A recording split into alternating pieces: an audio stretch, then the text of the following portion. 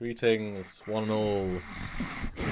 We've got half of Team Trekyards. We would have started earlier, but he's been asleep, and I thought, if I keep talking... Excuse me? He will wake up. Excuse me? Who were we waiting on? Oh, I had to have dinner. It's earlier, because of the time zones. Welcome to, what episode is it? Episode 9? Yes, Season 2? episode 9. Project Daedalus. Although we never get to Project Daedalus. It feels like I might have named them in the wrong order. Like, next week it's called Arium's Demise, and it's like, what? Out of order, guys. And yeah, hopefully some of you have watched our review. I tried to get out a little bit earlier today of our edited review, looking at the episode, breaking it down. As I often do now, I take out certain bits to refine the edit to try and make it more watchable. So there's things I removed that we can talk about again today in this bit, just because 45-minute reviews are for these videos. And so yeah, I guess welcome to the chat.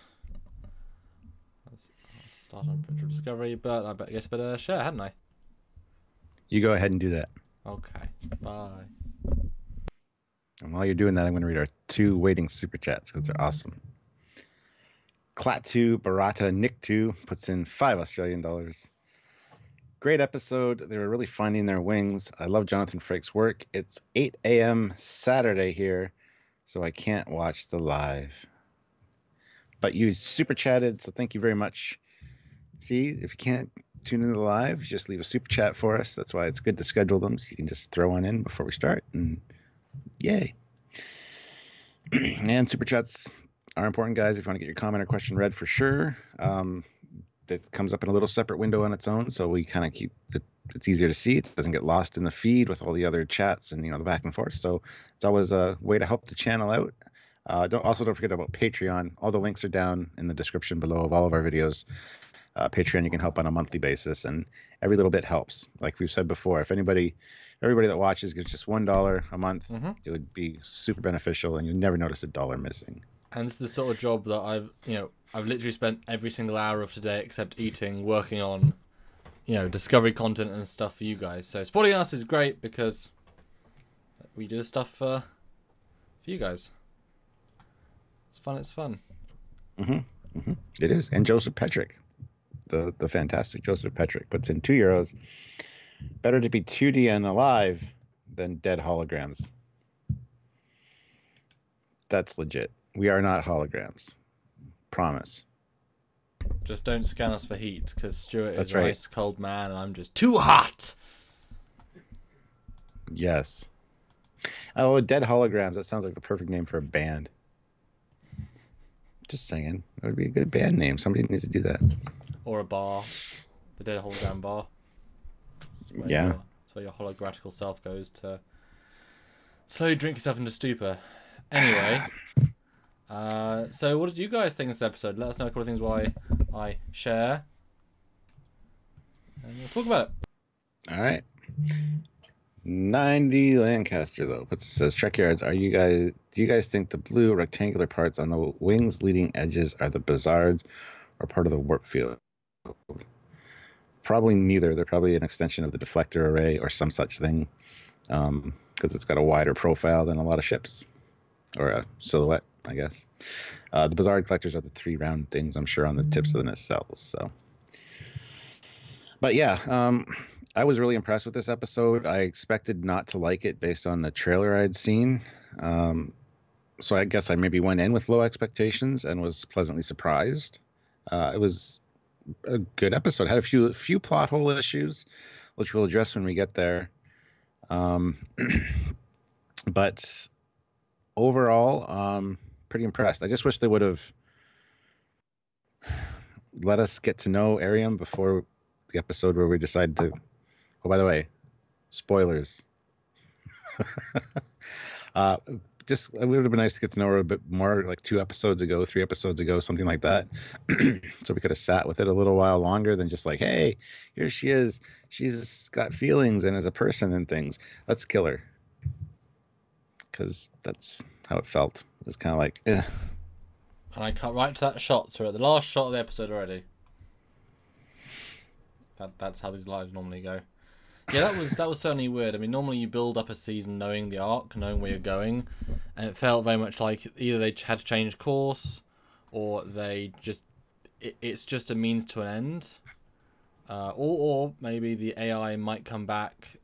Maybe her mind does generate something else, like we mentioned in our other review, that she might become the AI for the ship. Who's to say that the AI doesn't start hundreds of years earlier? She's the catalyst, and so maybe you see it present, the actress present herself. I mean, they've got holograms, so and we saw the other hologram version in the short trek. I guess then it would just be like, oh, death is just part of the character's journey, but it certainly feels like an afterthought. It's like, oh, we need to do this thing. Yeah, this robot will do. Yeah, great. And then we'll kill her, and it's like, cool. Thanks, guys. It's great, but it wasn't quite there yet. Yeah, this episode had a lot of little nuggets of like almost perfection as far as some scenes went, and some writing and some dialogue. It was really like some genius things in it. Overall, it came out as a pretty good cohesive episode. But yeah, there are a few little issues that kind of raise some questions that weren't really answered. But we will, of course, get into those as we tend to do. Yeah, for me, this is one of the most well-rounded episode. Yeah, yes, a cool moment can make a piece seem a lot better to you, but if you can break down certain scenes and say, oh, this is problematic, this visual is problematic, then the episode starts going down in the rankings, even if there's like a moment that's incredible. And so this episode, I think, for the most part, every scene is good, all the side stories are good, so it's a piece that has no really weak links except the end story stuff. So it comes off, there's no like absolutely incredible moments, but there's so many, well, apart from the Spock and Burnham in the middle, there's so many good to great moments. I think this is the most solid episode they've got, which is, when I come away from our review saying there's not much not to like. I was thinking that up until like 45 minutes in. I'm like, I mean, there's, which is great. We want good television, so good for us for getting it. I think it's worth being said too that this one was a longer episode. It ran about 10 minutes longer on network TV. So I'm glad Orville wasn't on this week, because it would have really cut into a chunk of that. I mean, it's about the same as like 4 of them, because it's over the 50. This one's about 58. Yeah. They've had like 54, 53. Last week was 48. That was the smallest one. So I'm glad they're doing 50s, because 50 it actually works well in a 50-minute format, which was TOS, 50 minutes. It's worth saying. Yeah. So anyway, Andrew Turek puts in $2 with no comment. Thank you very much, Andrew. Very appreciated. Oh, I thought I said Alan Tudyk. I was like, wash. You're just as good though, Andrew. Just as good. Yes, better even. Okay, but let's start the review then. So it starts off with a cool shot, although the shuttle's got venting exhaust, which annoyed me because it's never had that before as far as I can recall. But that's okay. Beautiful imagery at the start with a red planet and it warping in, just really, really nice. And it goes to find Discovery, which is, I guess, power off, just chilling out. Yeah, and it's funny because when I was watching this, I'm like, is this the Discovery from Calypso? Yep. Has it been sitting there, like, is it derelict right now? Because the shuttle's got a spotlight on it. It's like, so I didn't know what was going on. Obviously trying to imply that. Yeah. That could be a hint as to the whole Arium becoming the AI of the ship, because that's the first thing that went through my mind. If you had seen the Calypso short, you knew that it was. So it could have been Kraft coming back. Yeah, exactly. It was a weird. Although it's funny how you go if you watch these back to back. The last episode, Spock says, "I've learned something from running." What is it? Or from staying hidden to run. And he's like, "Go to walk, but let's run." First scene, we're hiding and staying still. It's like I was expecting the first shot to be at warp, epic fast, and them saying, so we're able to hide our warp trail and like we're pushing the engines, we're at warp 7.6, and you just gave me a good visual. I pictured Discovery doing the and then behind them like 3 Section 31 ships,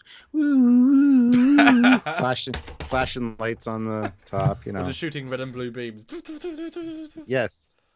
That's good, I like that. So it was certainly an odd start, pace-wise. Establishing. Beautiful, but it's weird pace-wise. And it's funny how the power's off, and yet the warp chiller grills are still on, the deflector's still slightly lit, the windows are still on. It's like, so what is, how much of the power is off and how much is needed to hide scans? I mean, Section 31 here, you shouldn't be able to hide from them. It's like, and had as long as our running lights are off, they can't see us. oh, but no, the running lights are on. The bleepies are still on. I remember that the bleepies still work. You can't see me. Right? You are completely cloaked. But no, it is Sweet. no one but Admiral Cornwall. And what's with this? There's two of them in this episode that I noticed. These weird upside down and then pan out, and they must have like spent all this money on this camera rig that has the corkscrew thing, and they're like, we got to get our money's worth out of that. Let's use that. Just odd choice. Yeah, neither worked this week. They've worked before. Neither worked this time. No. But it's fine. It's fine. Eugene puts in 1,000. Thank you, Eugene. Thank you. Good one. And this episode is good in story, production, and execution. I see color. Thanks, Jonathan Frakes. General plot development is strange. Admirals are AI prediction confirmed. Michael Burnham seems to be both Sarah and John Connor. That's a great analysis, actually. Really good. Yeah. And I didn't think the admirals from previous episode of AI, not until people started pointing out they were so, mechanically, but it's like well, I said to you though at the time, that's a weird acted Vulcan. She didn't quite get Vulcan right because she was being AI, but she's also Vulcan, so that puts you off the trail. If it was a human going, Burnham, you must go to the Alpha, but it was a Vulcan, so it's kind of like, yeah, and in a review earlier, I mentioned too that they were talking about the statistical analysis and the computer. Yeah, so. But that's still Vulcans, though. I know it never really crossed my mind, but yeah, it's fair. Am I frozen? You're back now. Tell me I'm not frozen. Back now. All right. Stephen Dare Gamer puts in €5. Thank you. I think Ariam's memories in the Discovery computer could evolve to the Discovery AI. Yeah, that's what we've been saying. So I think so too. Possibility. I think, it's got a link to Calypso. That's the natural next step. And then, they made that short for a reason, and it was the one odd man out kind of thing. So, and also the best one. So, yeah. So, what do you think of seeing Cornwall? Because that wasn't in the trailer. It was these guys went straight. It's funny, they went straight from being renegades and outcasts to, oh, there's the Admiral. It's like, that was a little odd. That was a little odd. Like, how did she contact them? Did they contact her? Did they know they could trust her? She was on the Section 31 ship a little while ago, so why would they reach out to her? I thought it was an odd choice for sure. So I didn't see it coming, but. Although an interesting side question from Dagamon75, Captain Foley in Commander Coggins, and he spelled my name right. Yay! Do you believe? I spelled his name wrong. Do you believe Aram is really gone? Or maybe perhaps some miracle that the Angel might resurrect her. It's a possibility. I kind of predict that maybe her body is used in the form of the Red Angel, perhaps. I don't know. We'll have to see. Anything's possible in this sci-fi world. It's all tech. So, and also, in the future, I'm sure they could, from the 2750s, when that thing's from Red Angel, I'm sure they could build. If they could build Arium, then they could just take a memory core from. But like you said, her stuff's on Discovery, not in her body necessarily anymore. So they could possibly rebuild her personality, but then give it memories. Yes, you could. Although she's not really a character enough to make that important beyond the AI reveal, which I think is the most logical, thematic way. Yeah. Daniel Dunlop puts in $10. Thank you, Daniel. Trans Gamer Girl said Burnham is important because she caused the Klingon War. That caused the Federation to be more militaristic. The AI was used to speed up military tech and production. Well, that's something that feeds into something that Ariam says later to Burnham. She says, everything's your fault. Or, no, it's all because of you. Yeah. Burnham. Which we could mean that. It could also mean the fact that she was supposed to die initially before the Red Angel saved her. It came off as an odd line. So. Yeah, well, it depends if you're chicken and egg with future stuff, or simply, like you say, if because because Red Angel saved Burnham, she was meant to die. Because Burnham's alive in this new version of timeline, the King of War happens at the time it does. That causes more. I mean, also causes, cloaking devices weren't around until much later, but they're suddenly around then. So you got to fight them, and you got to do other things, and so, to fight that, they had to evolve and get more in control. I'm sure a war allowed Section 31 to get more political power, and so it gained more resources. If it's the thing that's fighting the war for them, although failing, might all link together. Joseph Petrick puts in €5 and says, "Say happy birthday, Joseph. I know I'm an attention whore, born on Pi Day, but you all know it already about me." So Samuel, he put in $5 or €5. Let's sing him happy birthday. Ready? Okay. Happy birthday to you. We're sort of about to sing, but it's fine. Happy birthday, dear Joseph Petrick. Happy birthday to you, the attention whore, as you say. Hey. Yeah, go have a piece of pie now. Yeah. Pie day. What's your favourite pie, Joseph? I like apple. Cherry. Sherry? Cherry pie. Cherry. To be fair, most pies, I don't quite like meat pies much, but... I like meat pie. Joe Byram puts in $5. Oh, thank you. I think we got a hint of why the hologram communication system was eliminated. Yeah, we talk about that in our review as well. It leads to another theory that I kind of want to talk about at some point, but yeah, Eugene puts in another 500 rubles. Thank you. You're not letting us start this review, guys, but that's fine.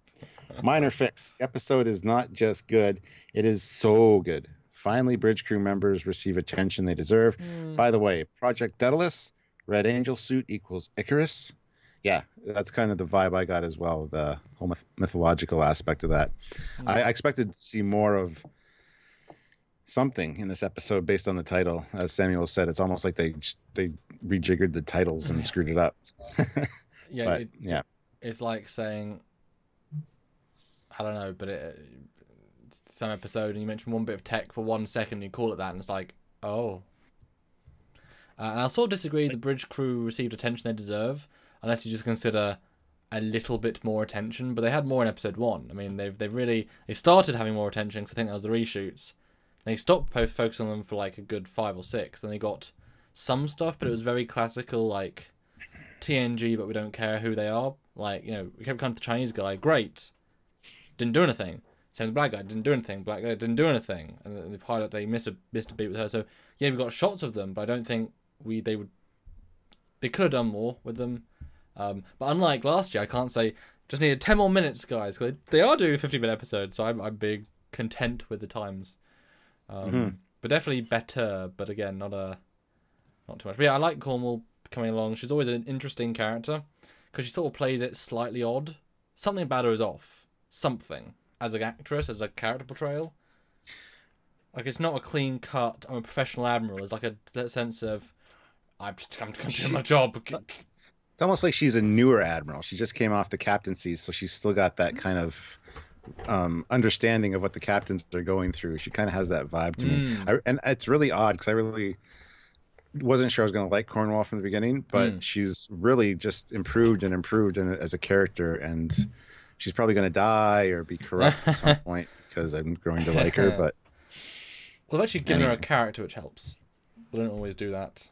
Yeah. Right, so now a brain scan, and they have these weird orb things. And she interrogates It's really Spock. cool, though. It's really cool, though. They have the archived brain scan from a previous scan, and then the new one, the live one, for comparison. So that was really cool.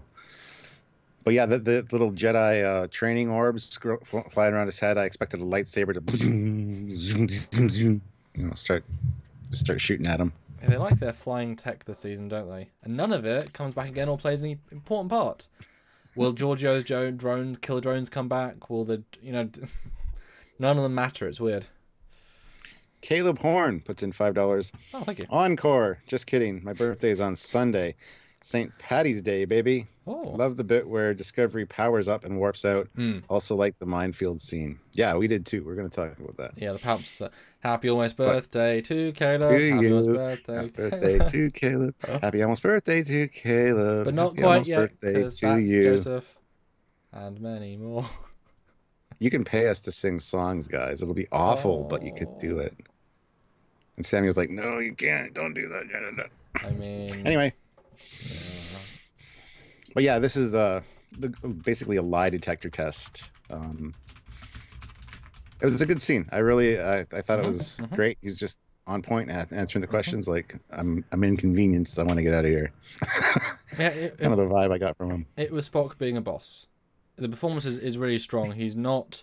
We were worried how he would either push or not push the emotional thing. I think they did the sensible tactic of keeping him tethered into reality all the chances he can be, and then letting him push out of that, like right at the edge of the line, you know. So we see a teeny bit of it, but it's still very minimal.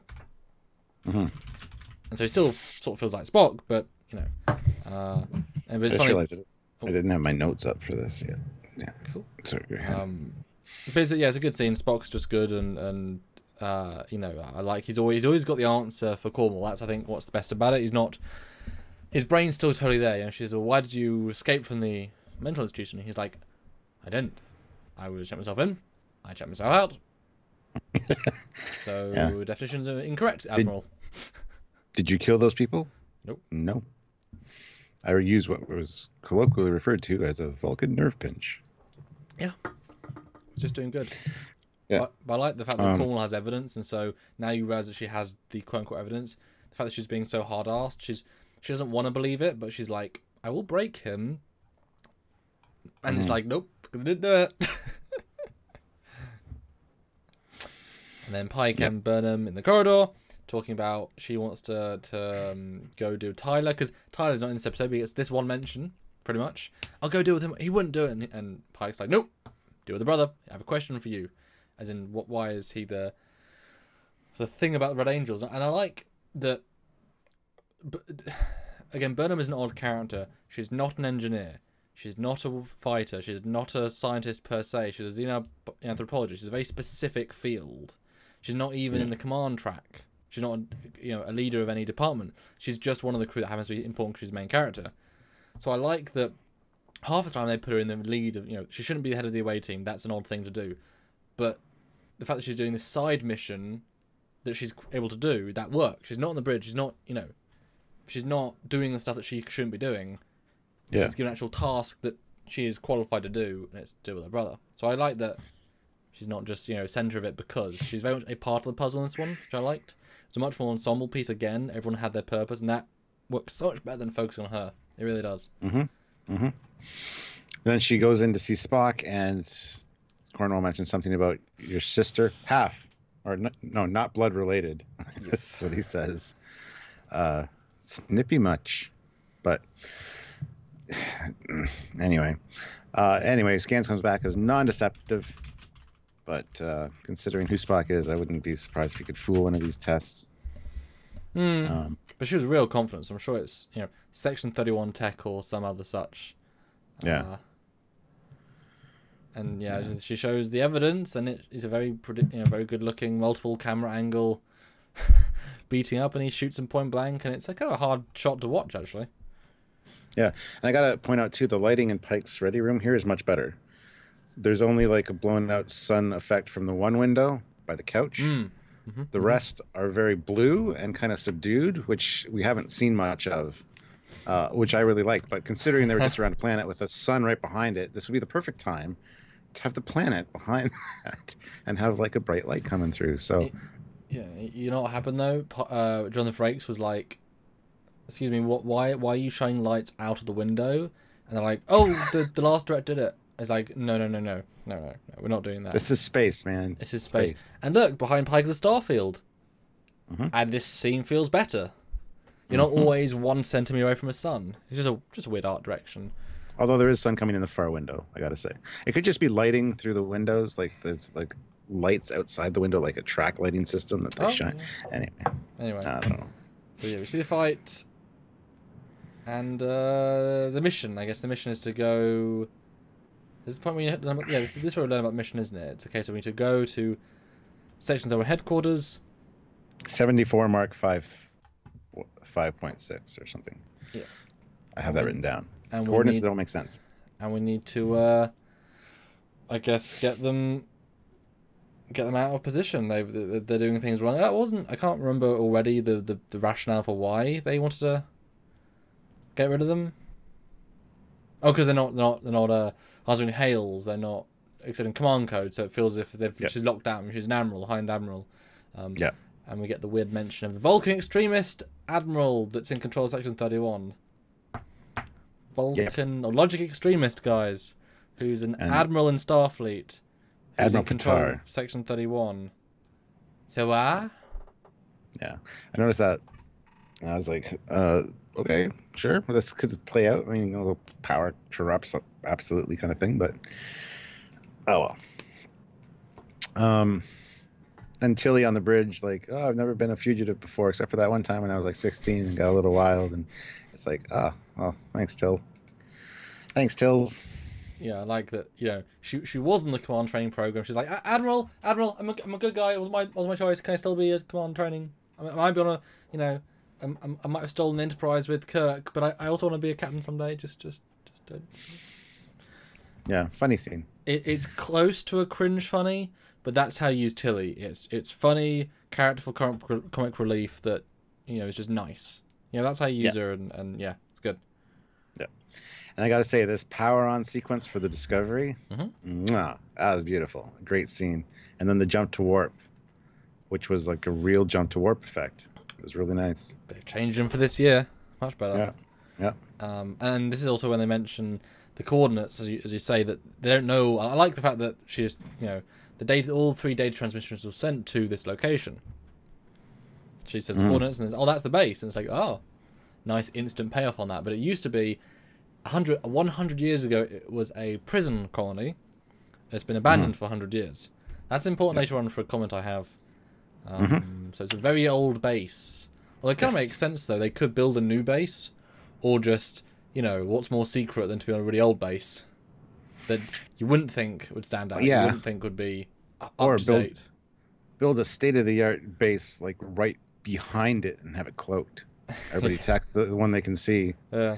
And you can gauge their weaknesses. And John Harrison puts in 10 pounds. Thank you very much. Oh, thank you.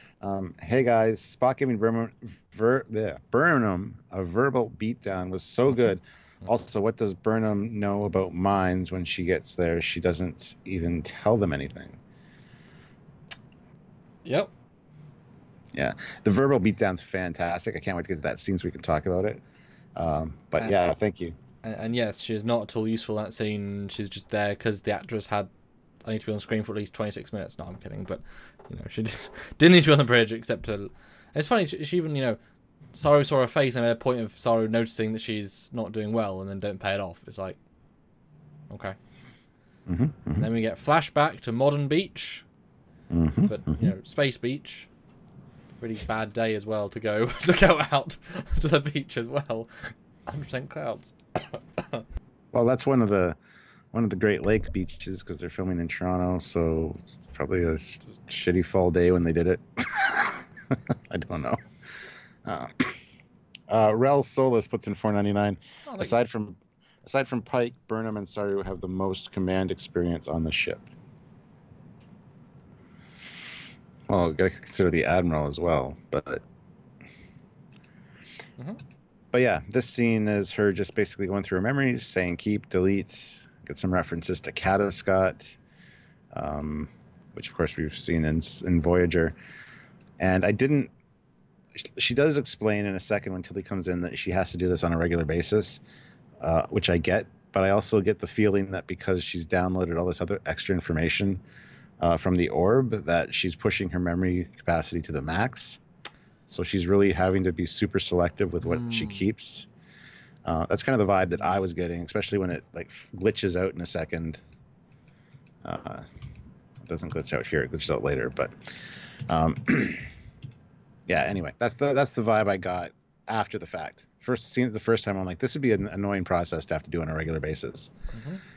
But yeah, really cool scene. Really cool scene. That's actually a great way of saying it. Yeah, she doesn't know what's happening to her. But yeah, she says, I mean, she even calls out her storage is not infinite. but she's got some sort of computer interface as well. And so yeah, that's why she's having to delete all the mundane stuff and have to do it every day. And who knows how long this has been going on for. And it was certainly nice. It is weird to suddenly have such a focus on her. Yeah. You know, this is a great little thing. It's a great little scene, but it's like should have been episode 2, and then be more important throughout the season. Because it's a nice, you know, I don't know. It's good though. And then Tilly comes in. Again, trying to, you know, it wouldn't work if they weren't clearly really good friends. So we have to have these scenes of them together to show they're friends, to then say they're friends afterwards. And so it's actually a darn cute scene, and it's just right. And although I love how the picture on her desk is the exact picture from her dream. It's like, it's as if they took a screen cap from their video footage rather than, you know, took an image. Because where's that memory coming from? Who's looking at them? How is she getting this memory? It's a floating holo camera. Okay, that's fine. It's a bit weird. It's the exact. Couldn't even Photoshop the time of day to be nice. Could even Photoshop that. Yeah. But yeah, it's interesting too. I noticed in her quarters there's a lot of Buddhas, so I don't know what that's about, but she's got like different religious symbology there. Oh, anyway, and look at her bed. It's like a chamber. Yeah, like a regeneration matrix pod thing. I mean, the little information that we got, I took it that there was a very, very, very deadly shuttle crash, and she survived. Just her husband didn't survive, and she had to be fully, halfly, lots rebuilt, and so it makes sense that she has to have pretty serious medical treatments to try and live. And it's good to finally get an answer. She is human. She's not an alien. People have been speculating about that. Although you can tell they didn't know what they wanted her to be at the start of season 1. It was kind of like, it's just the person. No. Well, so far they've even changed the actress because they weren't giving her lines in season 1. They wanted to give her lines in season 2, so they swapped the actress around, and it's like weird. Yeah. Next scene is Stamets trying to figure out what's going on with the spore drive, I think. Still a result of Arium's tampering. I like this scene. And, Stamets is like, can you guys talk out loud or something? I hate talking to myself. And then he regrets it soon. Yeah, exactly. It's beautiful.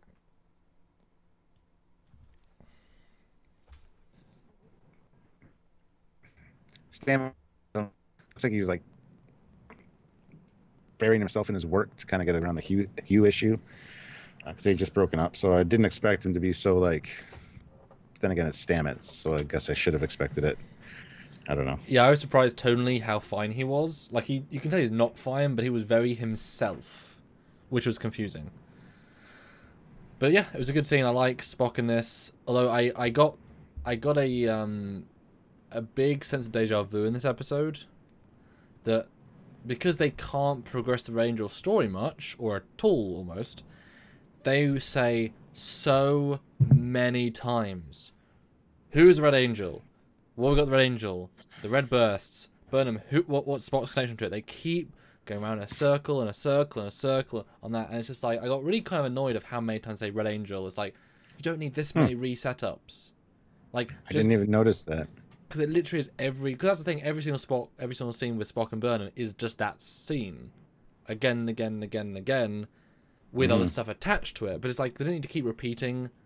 It's like, we know exactly what you're doing, guys. This was the first scene, it was fine, it was a nice refresh, because it's like, well, two of the two signals were at locations they were originally, with a 7, and then one appeared all of a sudden. So they're not just the 7.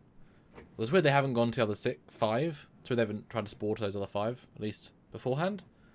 That probably been useful. Imagine how many people they should have saved and didn't save because they didn't go to those other 5. John Harrison puts in £2. Is Arium like RoboCop? That's the kind of vibe I'm getting. Yeah, she survived an accident and they cyborged her up. That's actually great. That's a really great analogy. Although I found it funny, this plexiglass screen, they made a point of showing digital screens when you can see it on either side, and it's opposite handwriting. Opposite. I find that Spock is actively looking at backwards, and Burnham's looking at the right round. It's like, why is Spock looking at backwards? There should be both. Yeah, because they've shown it both on different times, so you could probably set it for whatever. She was doing her thing, and he came in and started talking to her, so it's not set up to have him looking at it right now. I would buy that. I would buy that. For $1. I'd buy that for $1. But their Hey, chemistry. speaking of RoboCop. Yeah, that's what I was there. But their actual chemistry is pretty good. Yeah. Because he also, and we'll get to this in a minute, Ethan Peck makes Sneaker Martin Green act better. She has to act better around him. It's really strange, the level she has got up.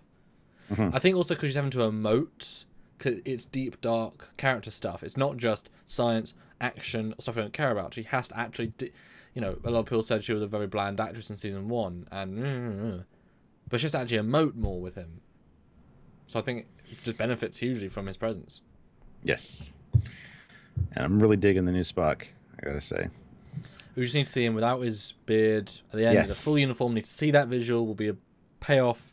Just the last shot of the season should be Enterprise, and Pike sits down in the classic looking captain's chair, and Spock comes to his side and says, "Well, Captain, where next?" And you see, like, the Doctor, recast the Doctor come out, or the Turbo say, "Pike, Christopher, I've got a drink," and he's like, "No, don't drink anymore.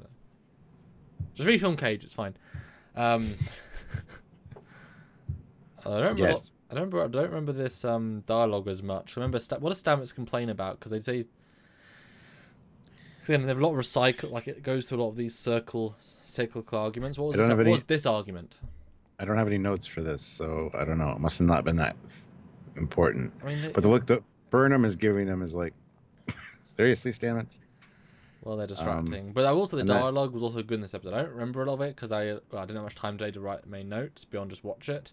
But again, good dialogue. And again, all of Spock's dialogue is real good. Mm-hmm. Like real good. Yeah, later when he talks to Stamets one-on-one, I like that conversation. Oh. Rare the Lurker puts in $10. And so Data's proper place in Starfleet history is preserved. But in a few years, Pike thinks they can rebuild her. But I'm stuck with a chair and one light. I'm going to Daedalus. Oops. That's funny. That's good. That's good. That's good. And this is one thing I took out of our other review, is that we didn't jump to conclusions about Arium and about season 1. And I'm sorry to go against you, but I took it out of the first review.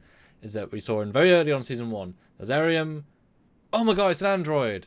And there was a robot-looking thing with a big box on their head, and oh my god, a robot! And people saying, Star Trek's first android and robot, breaking canon. And we both said independently, I mean, they're probably not a robot and an android. One was a heads-up display, And she's a augmented human with, I'm assuming, just like a face, covering and things. It's like, yeah, I mean, it's not a problem if, like, it makes sense. It's not a problem. So we were kind of on top of that. We didn't jump to those conclusions, and I'm glad we didn't, because we try not to. Yeah. So yeah, he throws them out, and it's great. Andrew Turek puts in $5 again. Thank you very much, Andrew. Your show is great. I'm excited to see the Picard series. And you? ? Yes, of course we're excited to see the Picard series. Any cast members from TNG, DS9, or Voyager you want to see make cameos, like Cisco? We've talked about this. Yeah, we've talked about this before. They all have potential. So we need to see at least 1 or 2 or 5. Yeah, my base pitch is that each episode has one of them come in as a specialist, and that allows you to have 12 episodes, 12 cameos, but very functional. The Marquis is a new Marquis threat. You bring back in Chakotay to help do that. He understands I'm a terrorist. You bring in Blan Torres. There's a Klingon problem. Each one has a purpose, and it makes them not cameos, but important to the plot, and actually have to act, because you want them to actually have to act. Not just be there for the sake of it. Anyway. Yeah. Next scene is the decryption thing and cyber augments for life scene. Nice, trying to build this friendship with these guys. Kind of cramming it in, which is cool. Yeah, we've got to build it so we can break it down. Yeah, exactly. I didn't take any notes for that specific scene, but the next one I did, where Pike says, "You mind telling us what kind of shitstorm we're flying into?" Yeah. Like, that's awesome. I love Pike and his little sayings. And that's the correct use of swearing. It's like more than you tend to use, but just no F-bombs, and obviously I've retconned that out a bit. Yeah. No, I really like this scene. This is how you do bridge officers. Like, there should be scenes like this in every single episode where they just get to interact. Because clearly they spend time on the set not acting and just chatting. So in this one moment with these two ladies, saying, "Oh well, it's not, wait until Aaron actually does something," bleep bleep, shit, she did something. Like the character of that scene shows they're more friend than they are in show. And so you just need these scenes in the episodes to give them an ensemble feel, and it's actually super well played. And I think Jonathan Frakes, I mean, the direction is so strong because he's directed these actors into Hal, and there's so many just like pitch perfect performances. Like he's not just standing there letting them act. He's investing in the script. He's investing in the try it this way, and the level for this was just so good. Got to be a lot of Jonathan for that. I'm gonna give him a lot of credit. Yeah, absolutely. But yes, Ariam she does go red. Because do you want to explain this? She has two personalities. Do you want to go over what that means and how it's presented? Because she does swap often. Yeah, she's switching in and out. She's very schizophrenic, like two personalities. I don't have much more to say about that, really. Later, it's important because I think the one personality knows something's going on. Because she says, "Tilly, I want you to stand right there and don't move. I want you to stay with me," which was a very odd thing to say. I'd be like, "What's wrong with you, my friend? That's weird. Do you want me to hold your hand?" But yeah, it's a back and forth kind of thing, where it's not. It's either she's bad Ariam or good Ariam. It's not good Ariam that's doing bad things without really acknowledging what she's doing. So it's like on or off switch, essentially. But I kind of liked the struggle that you felt when she's swapping, and it's there but it's not there, and it's just like I say, a switch. The AI just taking over and just. No, it's nicely played. Although the AI is still smart enough not to act too different. Just like, let me do my job. Yeah, that's nice. Yeah. Yes. And here's where we also find out now about the mines. But Starfleet doesn't use mines. It's unethical. But we do because we are at a war, and cloak Klingon ships and all that jazz. And it's like, well, you've lost. You've already compromised your ideals, right? Great conversation. And then came the line about, did you sideline the Enterprise? And they kept the Admiralty deliberately kept Pike and the Enterprise out of the war because he was one of their best and brightest, and if they lost, they wanted these guys in reserve, I guess, for whatever reason, to turn the tide, or at least have people that can take over and kind of restore the Federation, or at least fight back against the Klingons. So they basically held him back from the war deliberately because he was one of the best and brightest. So it was kind of a backhanded compliment in a way. It's like, I know you feel guilty about it, but we did it because you're the best. Oh, okay, well, thank you. Really well played scene, actually. Yeah. Good dialogue. It was kind of out of nowhere, but it was very much I'm a human person, because Pike acts very like a person. He's not a character. He's not a caricature. He's a person. He just like, well, you're right. I'm going to talk to you about it. And then, yeah, best and brightest. It's nice. Unlike lots of other captains, he's earned that, and so it's nice to have that recognised. Although it's funny that you were kept out of the war because you were best and brightest. This crew was right in the war because you were not the best and brightest. And I kept thinking, the whole crew, it goes close up on them. They're thinking, guess we're not the best, then, are we? Thanks, Admiral. Because that's what it's saying. It's like, I'm proud of my new captain, but I was a crap off. Nothing really against him. I think they're probably thinking like, we're so proud of our new Captain Pike, that Lorca guy. No wonder they wanted him to get killed. It's just a little funny. Yeah, I never even really thought about that, but that's hilarious, dude. That's why I saw when I cut to their face and they're thinking, oh, okay, so thanks for that, Admiral. Yeah, thanks. Yeah. But it's not slightly lazy reason to have him out of the show. Slightly, but also nice. It's like it works because it's respect to the character, if not necessarily the most sensible. Because if you remove your best ships from the war, you've removed your best ships from the war. Because it's not like they can rebuild the Federation after the Klingons have destroyed your entire fleet and have 1 billion ships. It's like there's a point when one ship could turn the tide in a war. If you've lost all your ships, all your people, and then you bring in these 3 good ships, you're not going to win, and you can't repopulate the Federation You know what I mean? It's not the point. So it's not a particularly good argument, really, but it's like, yeah, it's nice. We would build a really kick-ass rebellion or resistance. After everyone I know died. Sorry. Cool. Yeah. Cool. All right, so the next scene. Yes. Spock and Burnham. This is great. Spock comes in, looks at Tilly's side, looks at Burnham's side, and you're not really good at expressing yourself. And she's like, I express myself with my work, not my decor. Obviously. Just, it was a great sibling conversation. He's also not being mean, per se. He's just being Spock. Like Spock with a little chip on his shoulder, but it's very in character. It's just more the tone he used rather than the words, and that's just because he's still annoyed at her. And then she brings out her 3D chess set from a cupboard. Mm-hmm. He's like, come on, you want to play a game? And she's like, look, logic is the base. This is a great logical game. Let's play and see if I can rebuild your logic. You know, she's trying to fix him. She's using her super limited knowledge in temporal mechanically based vision, time, space, dynamic with half Vulcan minds. You know, she's an expert in most things, not necessarily that. And I love he calls her out on that really quickly, but it's like she's trying to help, but she doesn't know what to do. She's trying something, but at this point I think she's trying overly hard to be a sister when she's lost all rights to be a sister. Yep. And she's still, because she's the one that left, so she feels guilty but not angry. She left him. He feels angry and not brotherly, so he's gonna be like, but he humours her and also wants to win. But does he though? Because later we'll get to that scene. Scene. But again, great. They have great chemistry. Really do. Yeah. Or lack thereof. Or I don't know. Yeah, it was good character development, good deliveries, great acting, great script writing. It was just really well done. Those scenes with them specifically. Next, we get the shot of Arium and Security Chief Nan doing her job, and I love that the fact that she's on the job. She's a security. Head of security.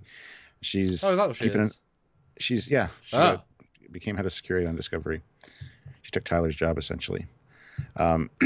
So yeah, she's keeping an eye on Arium, and this whole conversation, we get confirmation that she's a Barzan, which we said from the beginning.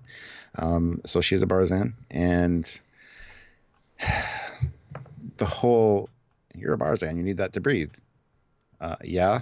Why are you asking? Oh, I'm just curious. It's like, really? Stuart, let's telegraph that. Stuart, you breathe air, right? You need lungs, yeah? Last time I checked, yeah. Why are you asking? Well, yeah, why are you asking? No reason.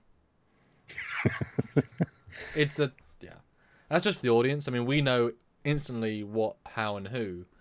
It would have been... if this was a meta sort of program, she'd stop and say, excuse me? You have data about the entire ship's crew. Why are you asking? What are you planning? What do you say? Are you going to kill me? Oh, no. No, it's good, though. Yeah, but I really like Nan. I'm glad that she's got... and when we see her again later, she's really keeping an eye on Arium. She's standing back and just kind of observing. Yeah, I think she's doing a great job in representing that the Enterprise crew is some of the best of the best, which is what, Cornwall just said. Like, this is a crew that was handpicked to be one of the 12 crews that went out and did the things that all officers were jealous of. So she must be good. She's just a professional officer in this episode. She doesn't have too much personality per se, but she has clearly so much passion for her work that it just eeps off her. What's the word? It just comes off her a lot that she's like attentive and knows what she's doing, and it's good. It's whereas like some of the other Discovery Bridge crew, they're much more childish. They don't seem as professional. They're obviously much younger officers been pulled in, but she must be a very seasoned officer to be at this point in her career. So it comes across. Yeah, I just realized we have 3 super chats. Excellent. Addressed. Thanks, guys. Eugene puts in 150 rubles. Dude. Okay, Skynet didn't just start boosting technological advancement. It was doing it for 100 years. That may explain tech inconsistencies with TOS. I don't know if I get that. I don't either. Yeah, because we have a theory about how they self-evolved themselves, but I don't think that's quite what we're saying. We're getting more super chats coming in. Thank you, guys. And just to quantify here, guys, a super chat is so important because it supports the channel first and foremost, so we can keep doing what we do, and that's why we do them. These brilliant live chats with you helps us keep going, but also we have to talk about what you say. So, and luckily, I think we've only had 2 super chats that have been done for evil. Like, it's really amazing. And so seriously, let us know what you think about this episode. Good, bad analysis, and we'll definitely jump off if you have a question or a comment. And it's just a great way of having a conversation, because it can, extend us going longer, or it can make us say some amazing things. And I know certainly this would have been great last year. Like, can you imagine the amount of Tyler Vok? Is it Tyler Vok? Oh, that would have been a great discussion. Would have been so many goddamn super chats last year. But super chats, my friend, they're stacking up. Thanks, guys. I'll read it. The next one. Adam Boots puts in £5. Next time on Terminator Discovery, the Red Angel model Terminator transverses time to stop Skynet before it takes over. Wait, wrong franchise. It's yeah. Quick side question to you. Very, very quick question. We were kind of worried about the time travel stuff. Are you more confident now that they can pull it off? Yes. Me too. Yeah. That's it. Matthew DeFriedis puts in $5. Hey, hello. We're told not to stare at the sun, but in Discovery, it's okay to stare out a window at a bright light at warp. It's like there's a windshield tint that will help with that. Maybe there is. I think it's just like I said earlier, it's track lighting. They can just like make it look like the sun's shining in their room. It's not actually like. And also, before you go on, 285 viewers, amazing, but only 97 likes. And we know some of our admins love to donate at certain likes. So guys, go click the like button right now on your phone, your tablet, your computer, your TV if you can. Just go your Arium. Put the like button on your Arium. Yeah, your where Arium, that button is, I don't want to know it necessarily. Your Arium pod, your Arium P3 player, your Arium X. I don't know. Yes, click like 98. Come on, like it. All right. Sandra Dahl puts in $19.99, so $20. Easy, thank you. I would like to understand why you two feel strongly that Spock and Pike need to wrap up their stories and take off on the Enterprise by the end of season. I would like them to stay for season 3. Thank you. Well, the problem is there's already an established, considering they say this is canon and Prime, there's already an established series of events. Pike's already done his first 5-year mission. He needs to go do his second 5-year mission. And he is assigned to the Enterprise. That is his ship. He is currently assigned to Discovery, but the Enterprise is his ship. So it's now being repaired. So once it's done, they're gone. I would like to see them stay. I would like both actors. But we've talked about that before too. It would be nice to have like a 6-part miniseries or something with them, because they are building the Bridge of the Enterprise. They've confirmed that. So why not? They have the sets. They could probably do something with that. But yeah, I would like them to stay. I just think they can't really if they want to continue the canon Prime timeline thing. And just to clarify, we assume they are doesn't mean we don't want them to stay. And the only reason we think they're not going to stay is because if they were to stay, it would overshadow, because both of them, Spock and his minimal appearance in Pike, have completely, like, they are some of the best parts of Discovery. And I think in most reviews of Discovery, Pike is always either number 1, number 2 in terms of what's good about season 2. It's not the cast or the crew or the directing, it's this actor that's just better than the cast. And so having him, it's more likely to get an epic conclusion with the current arc. And then I would not be surprised in season 3 if we at the Enterprise come in for like a 3-episode mini arc inside of it, because we've got the cast, the crew, the uniforms. I mean, it's all there. So I wouldn't be surprised. People or companies use what's popular, and Pike has been an absolute smash hit, and I think Spock can't be anything but appreciated right now. And so I wouldn't, they should come back for season 3 in some form. But, as you say, it shouldn't be Captain of Discovery. That's why I think number 1 should be Captain of Discovery. That makes more link sense. And then you've got the dynamic of she can call for Pike to come help if need be, and then it makes a very easy dynamic. But yeah, he's got his other stuff to do, although who's to say 5-year missions weren't with 2 years apart. But Discovery's mission is so contextual to this mission. Like, once that's done, it's no longer a spore drive ship. What's the point of Discovery? So they have to find a new purpose, and we hope for a reef at the end of the season to give it a new purpose, because it needs one. But thank you. Yeah. Amazing donation. Yeah. Really makes a huge difference. Yeah, and I hope we answered your question. Let us know. John Harrison puts in £5.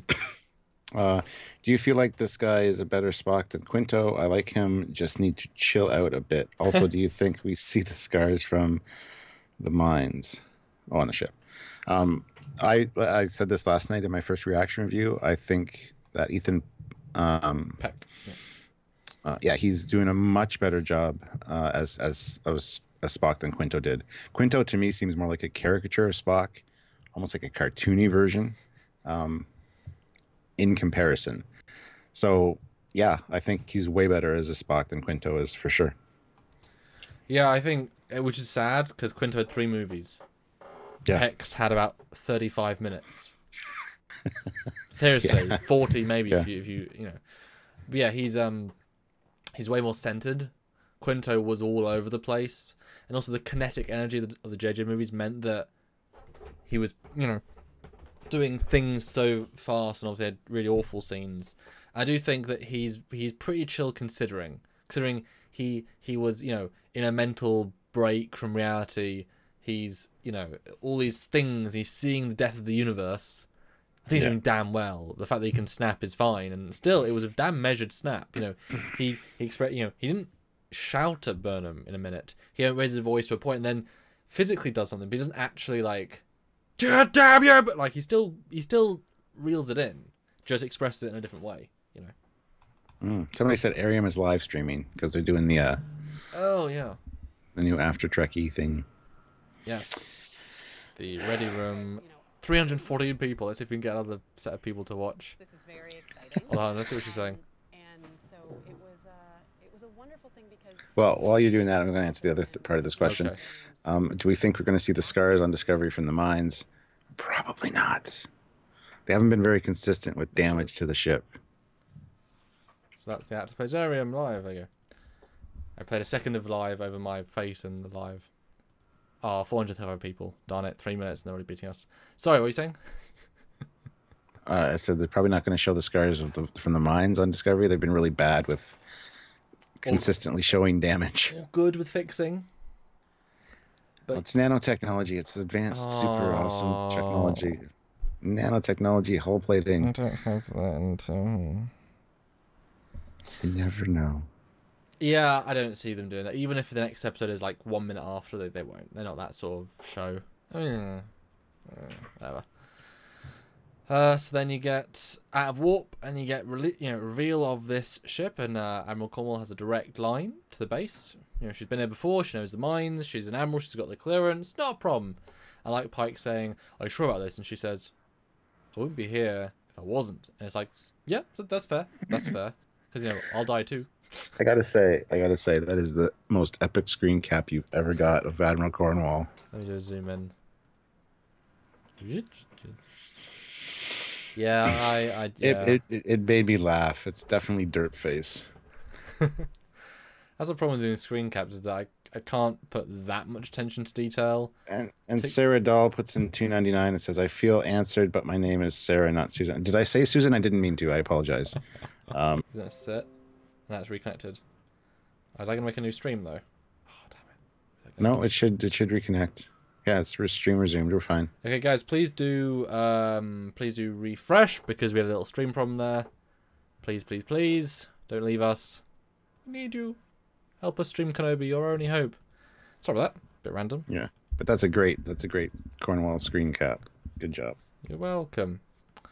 So anyway, I like this moment that Pike offers her the command chair, and she's like, "Nope, my mission, your ship." And he's like, "Well, all right then." Good officer to have that, because it's just a respect thing, isn't it? Yeah. And then we learn that the shields have to be down because the mines are attracted to shields. Of course, because you got to make it more dangerous, right? And you never like telling the heroes the entire plan until you need to tell them the whole plan. Yeah. That's a good thing though. That's quite a fun idea. Although probably a little bit overpowered. Probably a little bit overpowered, these mines, but that's okay. Although we did talk about how mines aren't against Federation. We had that ready, didn't we? Yes. Yep. Yep. And these are cutter mines or something. Yeah. Blade designed mines, to slice through ships. Yeah. So yeah, of course, trying to plot the course, and then we've got the chess scene, and we get a pretty well executed, tense game of chess with back and forth, lots of close-ups, lots of dramatic close-ups, lots and of Burnham's beard. like, "You sure you want to do that?" Because he's deliberately trying to lose, just to kind of mess with her. He even explains that sometimes I should try a new strategy. Yeah, well, yeah, and he mentioned Sarek. Sarek says, "Oh well, the strategies are taught by my father," and he's like, "Yeah, he doesn't know all the ways, and you're Yeah. only human as well. You don't understand." There's really good Mhm. counters, although I didn't think that he was trying to lose. I thought he was actually playing a really long game. I assume the scene would play out as you would expect him to win in the end, with a really absurd, human strategy, and she's learned the Vulcan strategies, or he's like a very illogical but winning. Although it didn't get there because it escalates, and it's a wonderful escalation as well. It's like step, step, step, step, step, step. And it's a joy to watch this scene. I thought this scene was like, this is the best scene of the episode for me. Oh, absolutely. I totally agree. This was fantastic to watch. I mentioned in our other review that they almost don't know how to Spock anymore because all the Spocks we've seen, Quinto, him, they're all very emotional. This one's got a reason for it. Not so much in the JJ verse, even though he did see his mother die and his planet get destroyed, I guess. But I would just like to see a Spock that's Spock, And I do like this guy. I like his performance, but it's really, he's very vengeful almost. He's hurting Burnham and he's enjoying it. He's relishing in it. Well, he's saved up all his insults over 15 years, 20 years. I mean, this is, hasn't seen her on purpose. Now he's forced to see her. But I mean, this is prequel Spock. This is the ultra weird in between. It's a weird Spock to be. And someone asked a non-super chat question I wanted to address. Generation Productions, sorry. Hey, Samuel, with an A. What do you think about Discovery refitted with a transwarp drive? No. Because transwarp is later and fails. And if you mean super late transwarp, it's so early. And we got it. Yeah, we have to clarify the failed things. They'll be like, it only failed because Scotty sabotaged it. No, we've done an episode on transwarp. Good episode. Even though he sabotaged it, they did fix it, and they did many experiments with it, but it resulted in microfracturing of the nacelle pylons, a whole bunch of weird stuff. So go watch our episode about transwarp. It did fail as an experiment. Data even directly references it in TNG. It was one of the failures of Starfleet. So go watch it. Anyway, Total Anthony puts in £1.99. Thank you. Why didn't they just beam Arium to the brig? Yep. We're gonna talk about that when we get there. There's a couple of small plot problems in this episode. We'll get into those shortly. So yeah, it escalates. He never quite insults her, just her outlook on life. Although now we know that the timeline was altered, that she was saved, that there is some galactic importance to her, and so her weird feeling is slightly more justified than not. And then he smacks over the chess set. I love their post-reaction. He's still so calm. Like, again, he thought through his performance in this. And I know that you'd have a problem with how emotional he is. Some of these faces. I mean, he is dripping with emotion, although it's the eyes are still very focused. And the brow is very focused. It's really just I'm talking and I'm getting louder and I'm more elaborate with my words. It's a very good performance. But I deliberately got some close-ups of, look at Spock in Where No Man Has Gone Before. He is literally a smug, smiling man. And here, I mean, that is not a Spock face. So we know that this is the one time that he can pull these overly emotional faces, and it's completely consistent. Weird, but consistent. I just want to, show those off to the fans that I think this scene works just fine. And I wanted to just go back a second to the whole talking to Burnham, talking about how she can't solve every problem. She's foolish to think that she could have made a difference when the Klingons were murdering her parents while she was hiding in a closet. She would have been murdered herself. Like, just telling her to leave your pity party at the front door. I don't want to hear it. Fantastically done. Yeah, he's just, he says, "Oh yes, the one woman plan you would have taken out the Klingon Empire and you would have been destroyed the." It's like, no. Well, she tried that. She tried taking out the Klingon Empire, at least starting a war with them. Yeah, it's just like, you're not that important, Burnham. Calm down. Not that important. Even I though think you this were was saved. I think this was a conversation that was had in the writers' room one day. Yeah. Somebody's like, whip something off a desk. God damn it, Burnham's not that important. Stop making her so important in every goddamn script. And they're like, oh, we gotta use that. That's good. Out of all the characters to speak for the audience, Spock is a good choice. Yeah. Even Burnham did it too. But do you think that beard's working for you? Yeah. And then did you notice it ended with red, massive red? I mean, you obviously noticed I sent you a screen cap, but it ended with the massive red flare. I'm like, oh, the chess game of the Red Angel is progressing like planned, or something like that. That was, I mean, it's such a blatant visual something. Yeah. It's good. Or it could be saying that because Arium's changing the timeline again to try and get the information to the AI sooner, it's showing the chessboard is now all over the place. We had this great game that was planned out, and now Nothing's it's predicted now. Yeah. Yeah, now it's just all over. Yeah. Well, never considered that, but yeah, you're right. So what do you think of this base then? This design for Section 31 headquarters base, ex-prison colony. It works as an older like prison thing, I guess. I like the fact they say they can't detect any life forms, but okay, forgot it's a prison. Of course you can't scan inside it. So, I mean, it's fine, I guess. I don't know what else to say. It's just kind of a thing. It looks like a probe more than any base, to be fair. Yeah, we're kind of getting starved for new ships and new tech, aren't we? A little bit. A little bit, yeah. But it's okay. The stories are ramping up a little bit and getting better, so I'm happy. Yes. Yeah, we got. I'd rather have good stories and not as many ships than just lots of new ships with no good stories. Yep, we got 1 billion ships in the first two-parter and crap stories. So and crap ships. So anyway, so yeah, the time now is to. Oh no, they got those cutter mines. I do like the. In the trailer, I thought they sounded dumb. But I like. There's so many variations of mines. There's both explosive.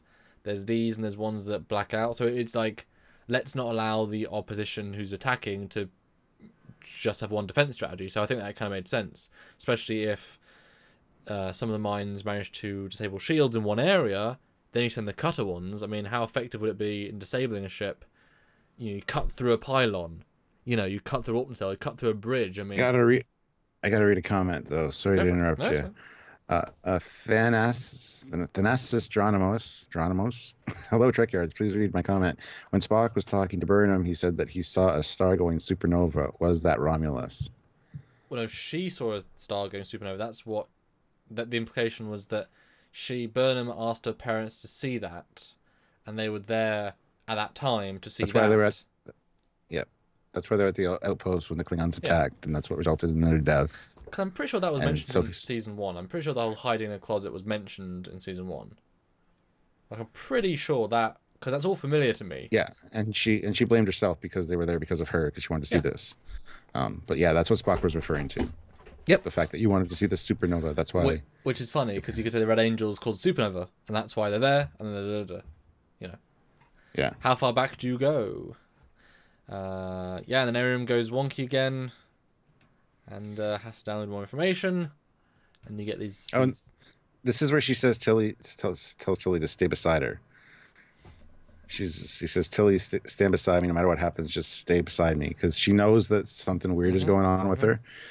And later, when this thing takes her over again, it says, "Go, Tilly, take off." And Tilly's like, "Well, you told me to stay." So. Didn't really work as planned, but it was interesting. Yeah. And also Paul Andre Liddick says, I hated the mine sequence because they got hit so many times, and none were explosive mines, but paralysis. It makes no sense.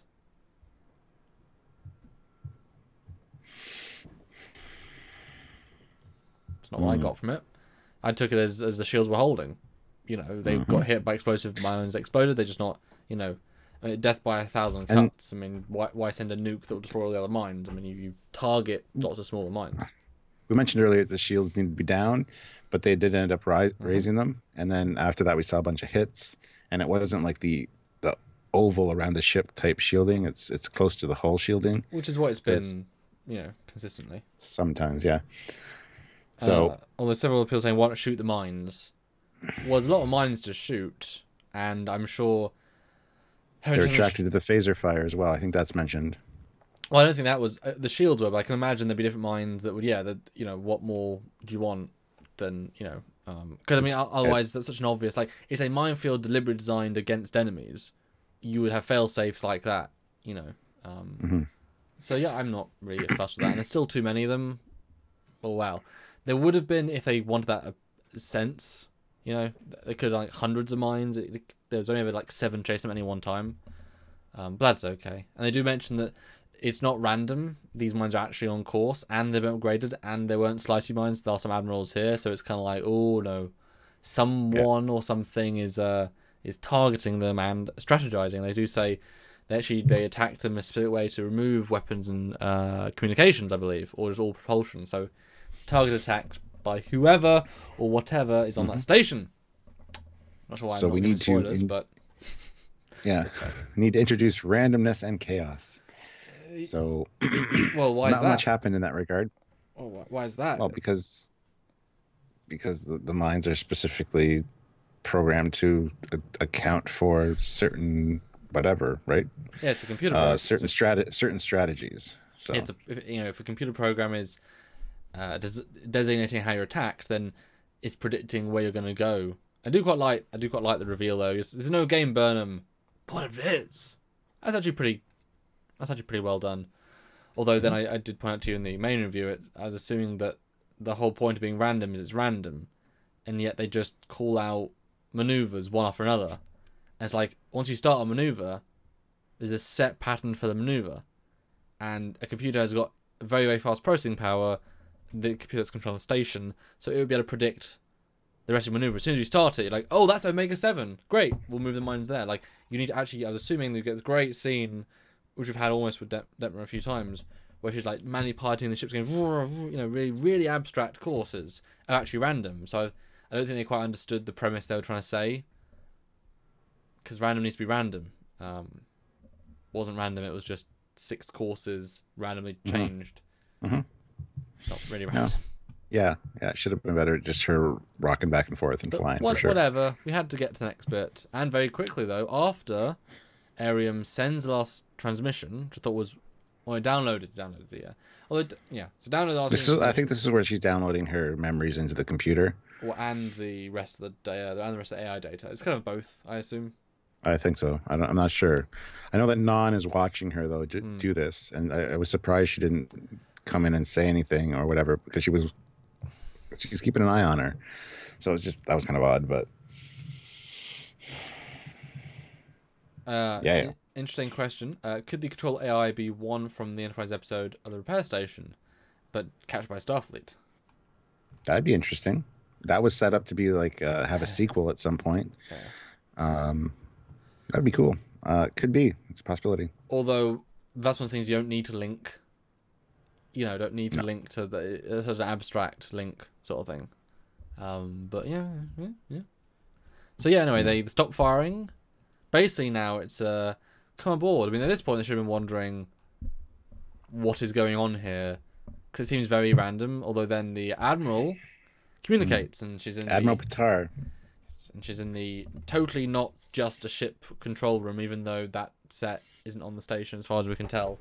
But that's okay. It's fine. And she's all like, look, you're a mutineer. The Admiral's like, why are you firing a Federation ship? And the Admiral's like, because you're mutineers, and now you're a mutineer. What do you want from me, Admiral? Like, you've removed rank. Like, it kind of felt like they're being too... I can't believe you're shooting us. We're unannounced, come against the Section 31 facility, which is a secret in a minefield when we're prison. Of course they're going to hit you. What do you mean? You're currently on the run. This is a secret base. Of course you're going to be hit. They're not going to let you just walk onto the station and arrest them or do things, are they? That seems a bit redundant. I just find that a bit funny. It's like they don't seem aware enough of what they're doing in this scene. Small thing, but yeah. Yeah, and Gibbage 1 says that set looks like the Section 31 ship. That's exactly what it is. It's the exact same set they used, but fine. But this is where they're saying they're going to contact Starfleet Command to get things sorted out, and she says the order to attack you came directly from Starfleet Command, so that would be a stupid idea essentially, which I thought was odd, but Although we know it anyway. doesn't because Exactly, yeah. yeah. So it was a Don't good really- play. Yeah. So it was almost like a pre-reveal, you know, saying, oh, you know, the whole thing is because it was this was an episode that was a good build. Every scene was a build upon a build upon a build upon a build. Mhm. And the payoff was more a wait and see. Yeah. But the very slight dialogue reveals were all you needed as the reveal, you know? The next scene is one of my favorite scenes as well from this episode. Spock and Stamets, and they kind of help each other out. Stamets is like, well, you know, what's so special about you that this thing wants to communicate with you and work through you?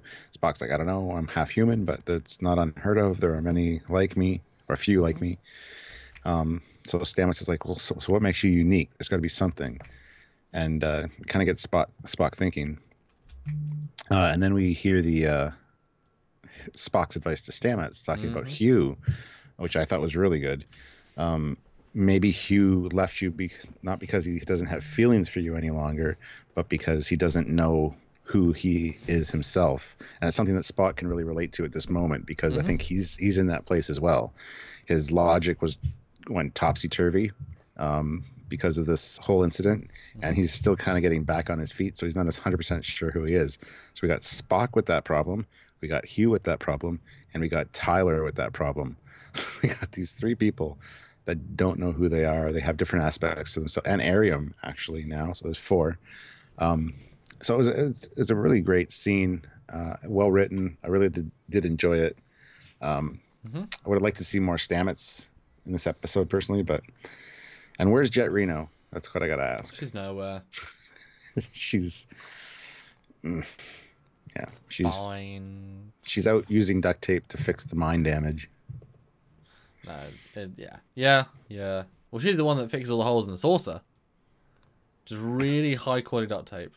Yeah, And you paints can get over it. duct tape in different colors, so she got the copper color, and you know. So she just finished fixing last time. She's like, oh god damn it, you broke the ship again. Computer, more duct tape. What color? All the goddamn colors. But yeah, I like the scene a lot actually. You wouldn't assume that Stamets and Spock would be a good pairing. Yeah. They're really good because they don't know each other at all. Stamets is kind of like Spock in this moment as well. And I'm deciding, I think this as I'm saying about it. They're both trying to keep their emotions in check. They're both trying to not think about and not talk about certain things because they're too hard to deal with right now. So they're both being professional with each other, and I like, you know, Stamets is the smartest guy in the room except in certain things, and Spock's smartest guy in the room except in certain things, and it's, you know, Stamets breaks a thing, okay fine, says can you help, and Spock's like, well I should be doing this other thing, and Stamets says, well we could all be arrested, so the most logical thing is for you to help me so I can help you. He's like, and Spock's like, oh that's a good point, and he does, and it's really nicely played, gentle scene, and I appreciate it double so because Stamets is not an engineer, and they never really made a point of that until Jet Reno, when he just couldn't do certain things. Like, he's a spore technician. He knows these systems. He couldn't fix Discovery. He couldn't fix the warp drive. He's got basic engineering stuff, but not this, you know, detailed. And also, you're not necessarily a good officer at engineering. Like, you know, you throw someone that with Photoshop that's been doing it for 2 months versus 10 years. Yeah. Quicker, better, faster, stronger. And so Spock is in this scene better than Stamets at what he's trying to do, but it's so nicely played. It's like, yeah, because you've had science engineering background, you're a smart guy, you know how to fix things. Yeah, cool. It's a great respectful scene to a character that in TOS does so many things to fix things and get this great scene. So yeah, really nice setup and payoff, and for Spock to help him is unexpected, but it's good. It's real good. Yeah. So there's another like 9.5 out of 10 scene. Yeah, it's awesome. Yeah. It was a pleasant surprise, actually. I didn't expect a scene like that. For sure. And again, Stamets is basically a character that's run his time. Like, they're just, you know, he's pretty much at the end of his what he needs to be here for. But these are good, gentle bits, you know, until we get to the end. So what's going to happen in an episode is Jet Reno is going to get wounded and be dying, and they're going to have to transfer all her knowledge to Stamets somehow. So Stamets is going to become the chief engineer. That's what's going to happen. I'm telling you.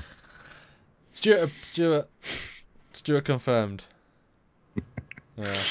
All right, so next thing we're talking about going over to the to the base, and they beam in, and of course we got deltas that light up because awesome, and they're just magnetic boots, which is great.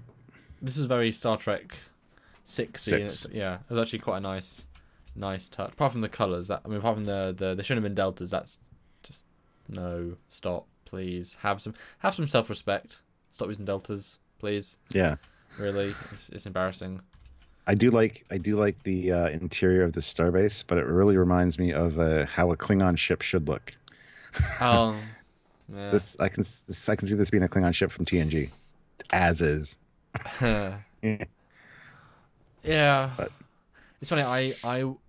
I will both agree and disagree. My instinctive first reaction was, oh, looks like the NX-01 with the inner pillars.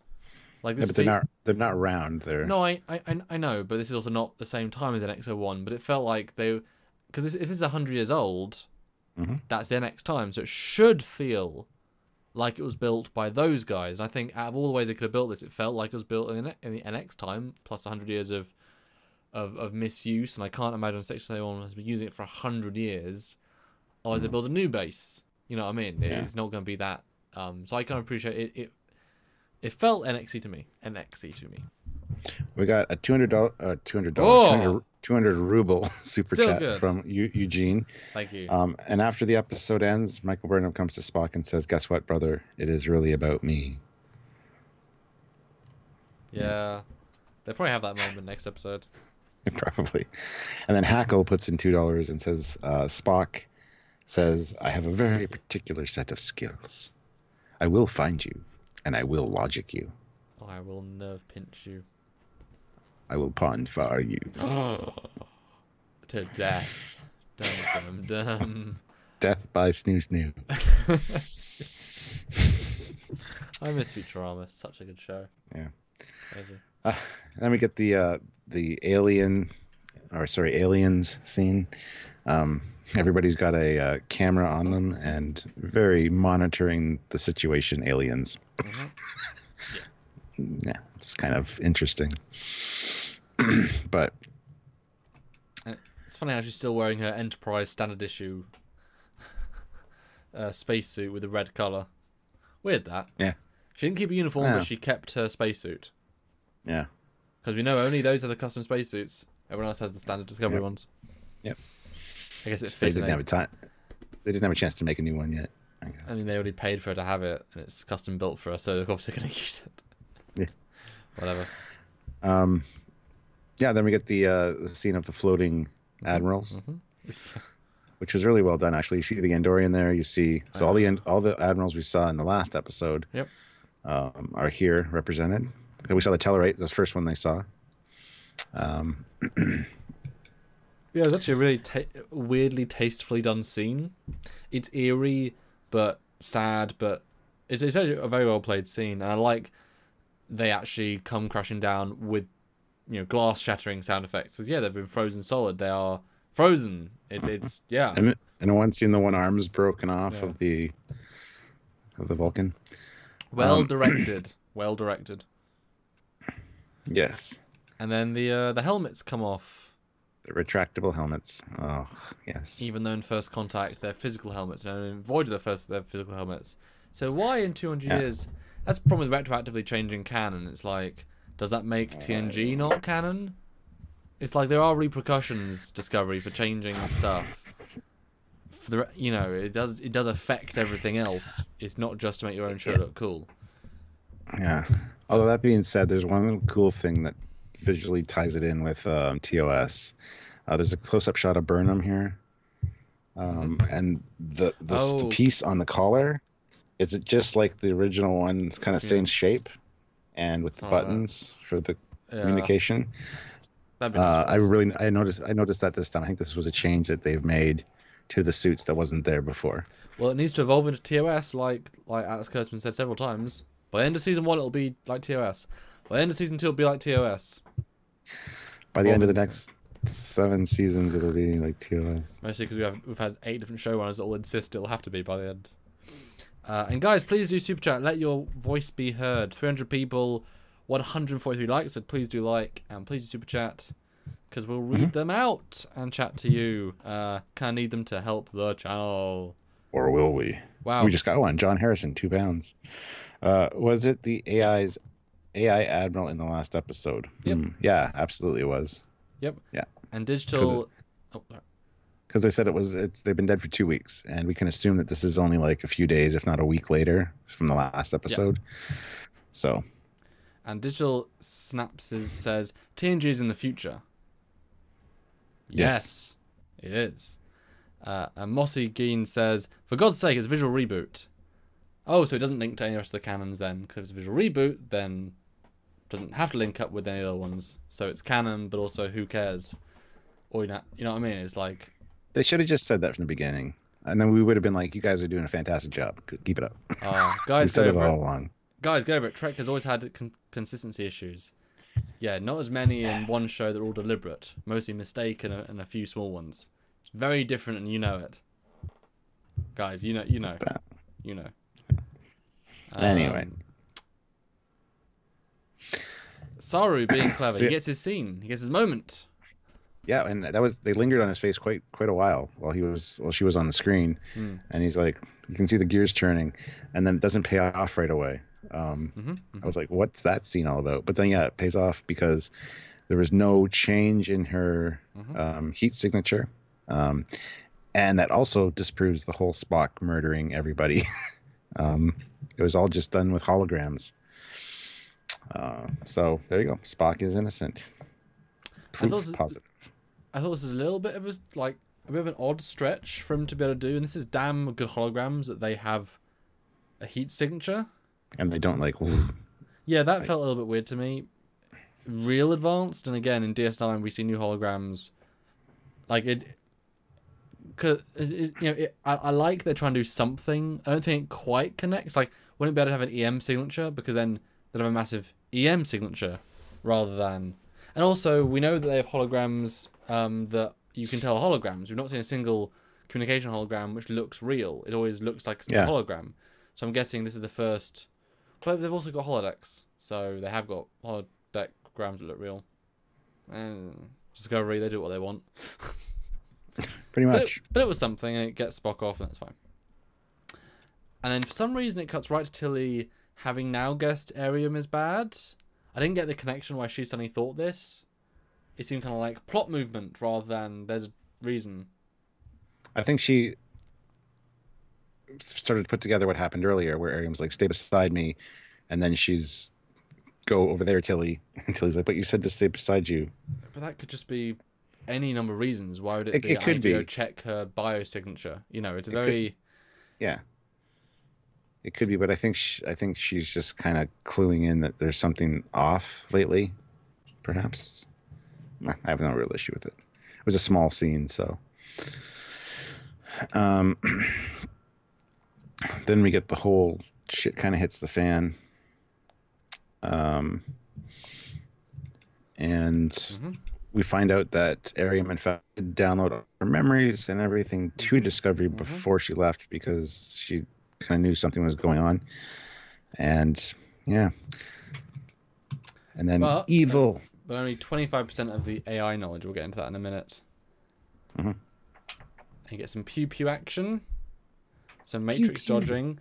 I'll say this is the best fight in Discovery so far. For me. Because every time... Arium's winning the entire time, which is great. But every time she hits Burnham, she's like... Ugh! Like, you really have a sense of our impact. I've never heard that in another battle. Like, is real power behind her movements. It's not just, punch, punch, ow, ow. It's like, no, she could kill. I mean, I don't know why she's just killing them, but she's like, it was a good fight. I thought that the direction was really good in this as well, and even the acrobatic stuff I thought was a nice touch. Because she's a really overpowered sort of cyberhuman. It's cool. And Eugene puts in another 300 rubles. Thank you. Tinfoil hat time, I guess.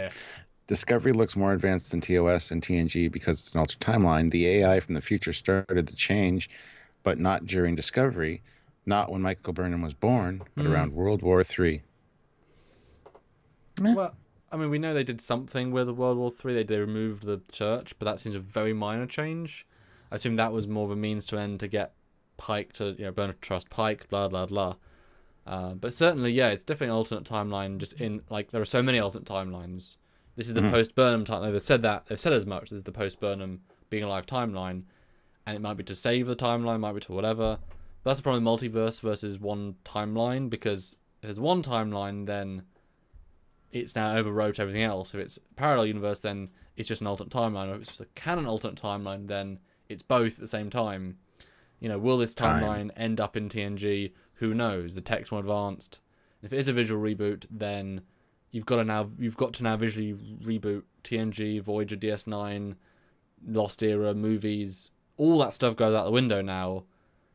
So it's kind of like, so it's best it's been in its own universe, because then everything else still stays intact. Otherwise, you can't take, as soon as anyone watches DS9 and the hologram comes up and they're like, ooh, new tech, you're thinking, ha! No, you idiots! You had them 200 years ago. You're idiots. Stuff loses credibility. Now you've thrown stuff in Discovery, so you've got to think of it separate, or visual reboot, or just visual reboot separate. TOS is also part of the Burnham timeline. Possibly not. They're implying that it's not, anyway. Yeah, anyway. Otherwise I wouldn't say it. Yeah. In the show. So Non gets her breathing apparatus removed and then whipped across the room. Which felt vicious.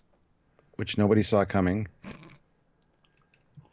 Seriously. She could just break her neck and kill her. Now, it would take as much effort and be more effective. The thing that Sylvia said at the time was she's wearing an EV suit. So why not just close the helmet and adjust the controls to your own environment? That's what an EV suit is for. It's a very good question. Could be that her suit got damaged somehow when she got whipped against the wall. It could also be the fact that she was wearing her apparatus in the suit. Maybe the suit can't do the Barzan environment well enough. Who knows? It could be a lot of different reasons. So a lot of people brought that up, but it is a very good point. An EV suit should be able to sustain her life. So that would have been a neat thing to just have her activate the helmet instead. Like that, but it never occurred to me. But I think that if you're presented with these two options, one, I can either grab the thing that'll, although in the end she doesn't actually use it to save her, which seems... sorry, I'll jump in. Necro Globules makes a good point. Her augmentation allows her to breathe our air. So even if she can't change the environment in the suit, because it's... When you saw when it got ripped out of her face, there's like... It was medically implanted. It could be that it does something, converts the... I don't know. Anyway, it could be that she needs it. Because it's not the same as the blue skin guys that actually have smoke coming out and they breathe it. It's a very literal thing. My only interpretation was that the time taken to activate a suit, look at the control panel when you're suddenly, reprogram it, which might not, it's not going to be 3 buttons to turn it into a different atmosphere. It's going to be something more complicated. Do you have the gases in the suit or not? Is it even capable of that? It's not designed for that necessarily.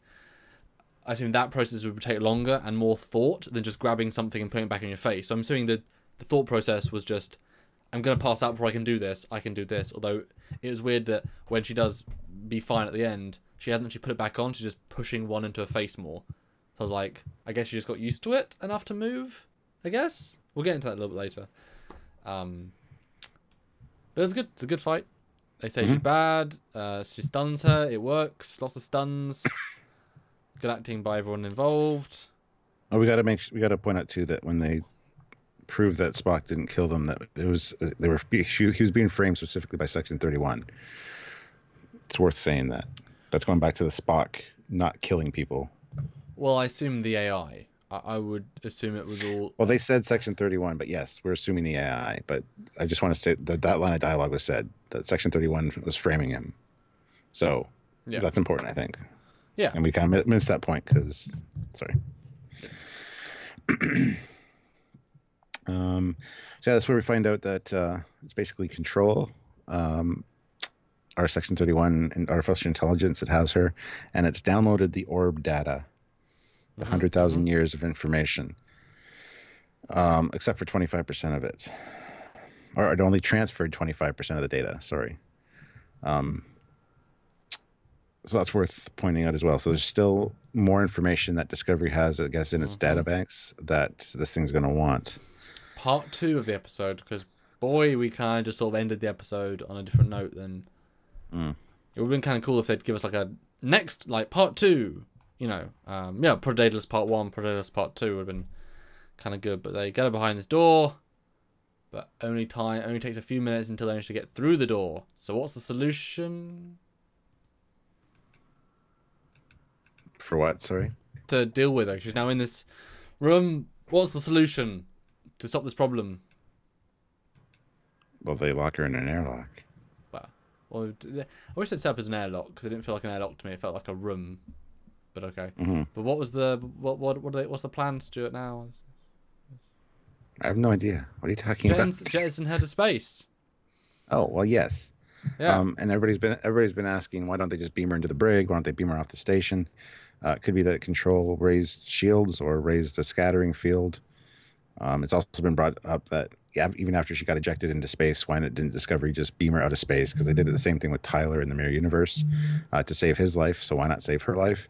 Again, could be a scattering field put in place by the AI to ensure that didn't happen.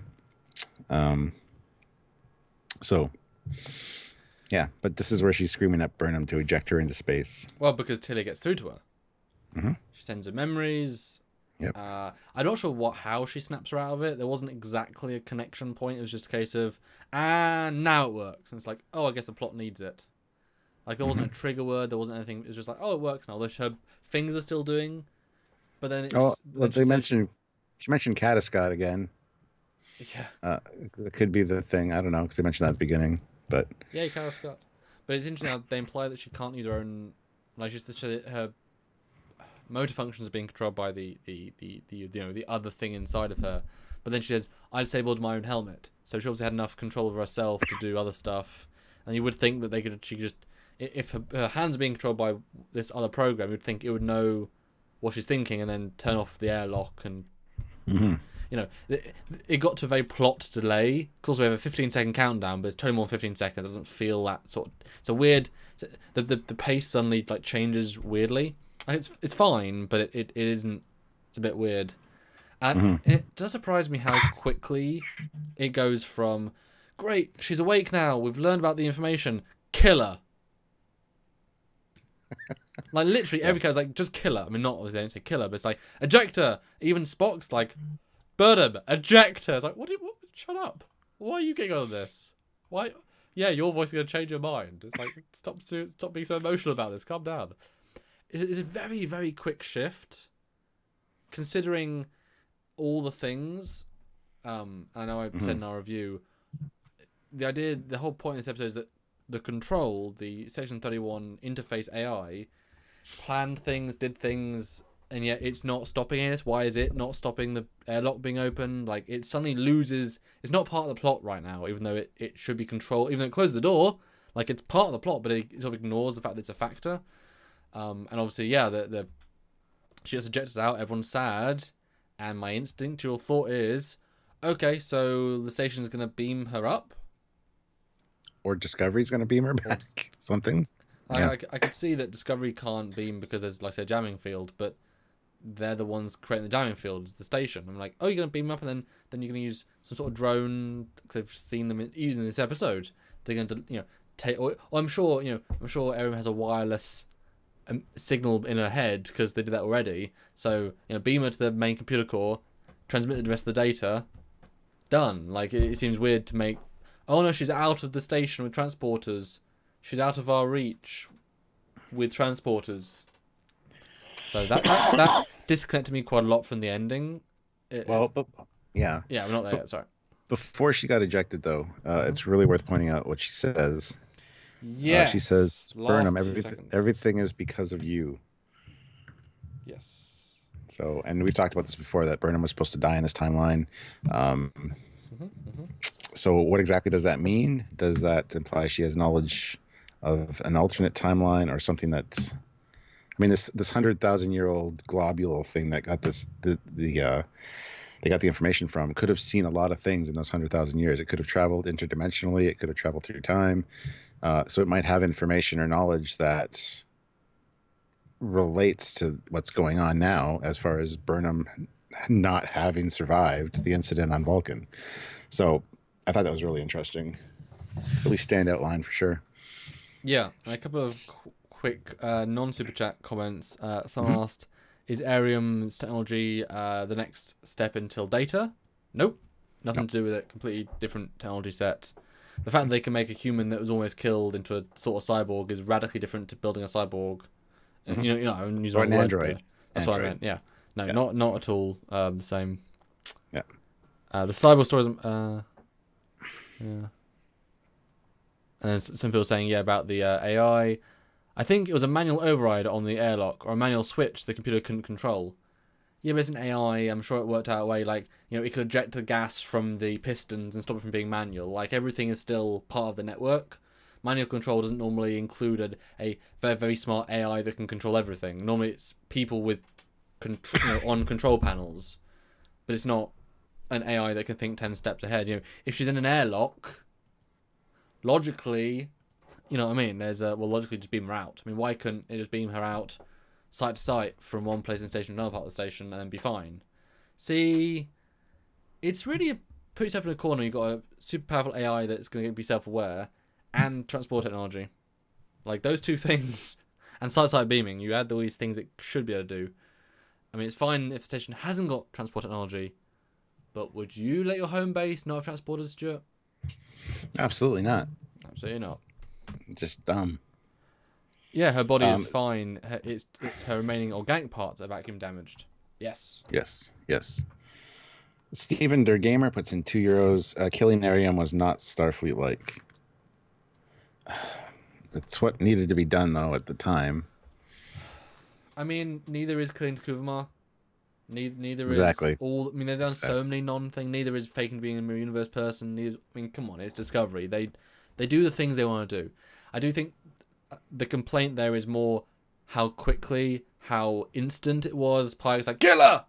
Yeah, not that much. You know what I mean? It was very... And to see Burnham try to shoot the other door is like, do you think that's going to work or not? I felt like she was just reaching for straws rather than having to press the button, but she knew she was going to have to. Which is why then it's weird that the other character pushes the button. I was kind of like, oh, okay, cool, good officer. Eugene puts in 150 rubles. Thank you. Arium didn't download all the knowledge, only the data about AI development. Control boosted its own development. Yes. Well, also just 25% of that data. I guess last super chats, and we'll double back to the actual reveal of the plan, because the plan's really interesting. Yeah. Ian Warrender puts in £5. Thank you. 150 likes. Now, happy birthday, Joseph. Subscribe and hit the notification option. Yes, guys, please hit the notification bell if you haven't already, and subscribe to the channel and all that jazz. And please do like. And hit like. Yeah. 162. So the plot was that... Well, this is my assumption of the plot, and I won't do the full theory, Stuart. I'll just do the bit that is relevant here. That the future people, the future threat has now been revealed to be this AI, which got self-aware and chose to attack everyone, and did success apparently in destroying everything. So that's a massive reveal. It's not alien race, it's not blah blah blah, it's not temporal Cold War, it's just the Section 31 AI. Although you would think, they could destroy it here and that, whatever. And it gets either creates the chance or accidentally gets the ability to send a probe back in time, or at least in a time field, and corrupts Arium via the shuttle, via Discovery, creating an agent in the past, and gives the agent certain knowledge that then uses its future knowledge to understand that this probe is very useful. The database probe thing that the living probe thing, it then sends that data to the station and then takes the rest of it with it to try and And then Lee has these steps to get on board, so that with all the information, all the AI information, having seen hundreds of races in tens of thousands of years, that much knowledge of AIs, well, I'm not sure how a being traveling through space would be able to scan and understand AIs in other planets.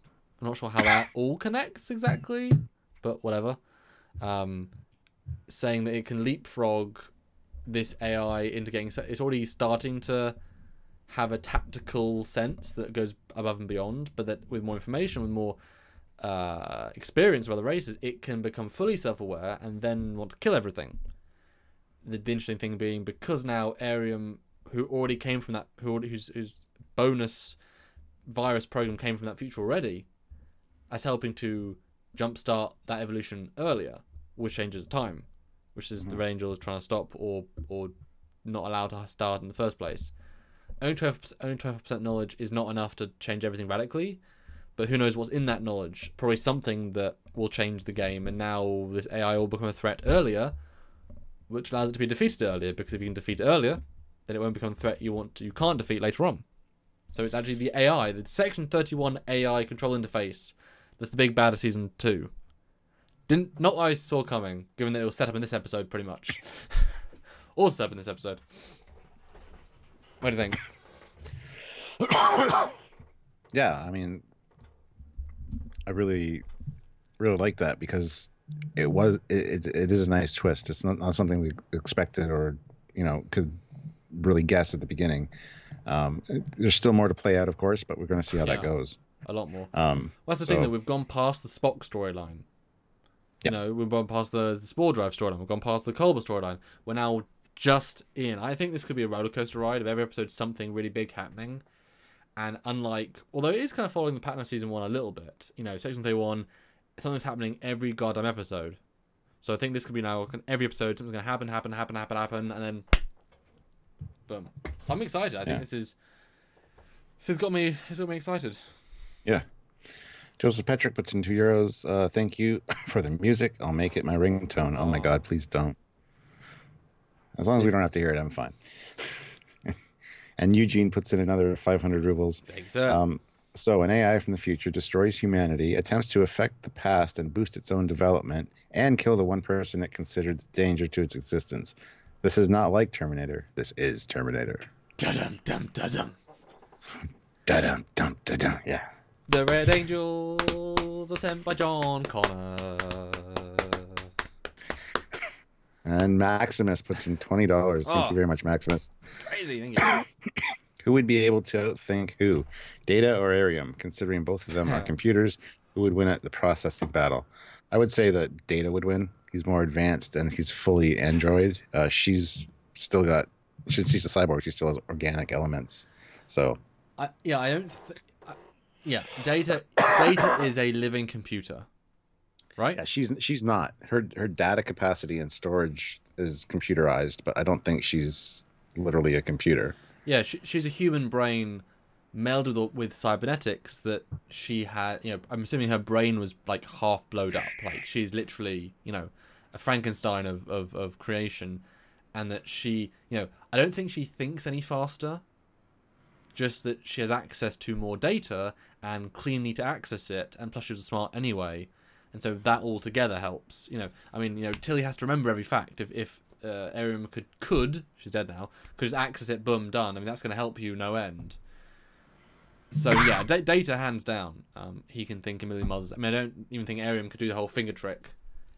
You know what I mean? Because her brain couldn't process it that quickly, or be all subconscious. Rare DeLuca. Where's Daniels in all this? Yeah, where is Daniels in all this? Where is Daniel? Okay, there's certain things I'm getting sick of hearing, personally. Okay. Daniels is one of them. Borg is another. I don't think this is going to lead into the Borg at all. The Borg are already developing in the Delta Quadrant at this time. They're not being created at this point in history, I don't think.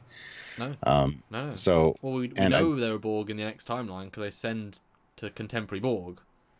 Yeah, from the Delta Quadrant, but yeah, exactly. Yeah. And why are you annoyed about Daniels, apart from the obvious? It's a crutch. Why? it would be cool. It'd be a cool tie-in, but just everybody's saying, "Oh, where's Daniels? Daniels." Or I just hear it. relativity. And the position we're in, we hear that like so often. It's just I'm getting today especially. I'm just like, oh. I mean, the problem with that is that every single time incident from the start of TOS, you know, as soon as the Guardian of Forever was activated and the Federation was destroyed, why wasn't Relativity warping in and saying, Kirk, mate, you done effed it up? Because obviously they're immune to time travel. That's the whole point of the Relativity. It's got time shields. Unless that's all what happened in time either way. Like, you know, it's all part of the linear time, including how time gets messed up. And so by that logic, this was always going to happen, always the way it was going to happen. I mean, the fact that we get to TNG, probably, this timeline, shows that this is going to end fine. You know? If you that's the problem with prequels. You know it's fine. Pike is not going to die. The Enterprise is not going to be destroyed. Spock is not going to die. Spock is not going to meet his dad. All these things you know are going to happen. That's why I prequel. You know, the universe, guess what? Not going to be blowed up before TOS. Guess what? So it's. So by that logic, maybe, or you know, who knows? I mean, if they're not that smart. / they want to link to the greater canon because they're very condensed. I mean, who's to say Tilly hasn't been beamed up by relativity and has been now a temporal agent for half the you know? Who says Burnham isn't a temporal agent now? You know, whatever. You could easily. That's the point of time travel. You take him out of time the 1 second, you put him back in 1 second later. Maybe it's Bryce because he's so quiet all the time and he's always on the bridge. He's always observing what's going on without being a main character. Exactly. It's the one guy on the back of the bridge on the right hand side, Bryce. The Chinese guy? No, the black guy. Okay. I think. I don't know. See, they don't do a good job with their characters. John Harrison puts it. We do know the front two now. And we didn't know Arium, who's dead. Really, what's the names? One's Deborah Dittmer. Didn't know Deborah, but Owashicum, I've learned her odd name. Owashicum? Yeah. Okay. Owashicum sure. and Depner. All right. That's so absurd. In a great way, it's a really cool name. John Harrison puts in £5. Thank you. What if the station can make the mines and it makes one that collects Arium and downloads the information? Also, would you do ships from Warhammer? We've been asked about Warhammer ships before. We don't know anything about them. We could, of course, research them for fleet yards, absolutely. But, I mean, everything's possible, guys.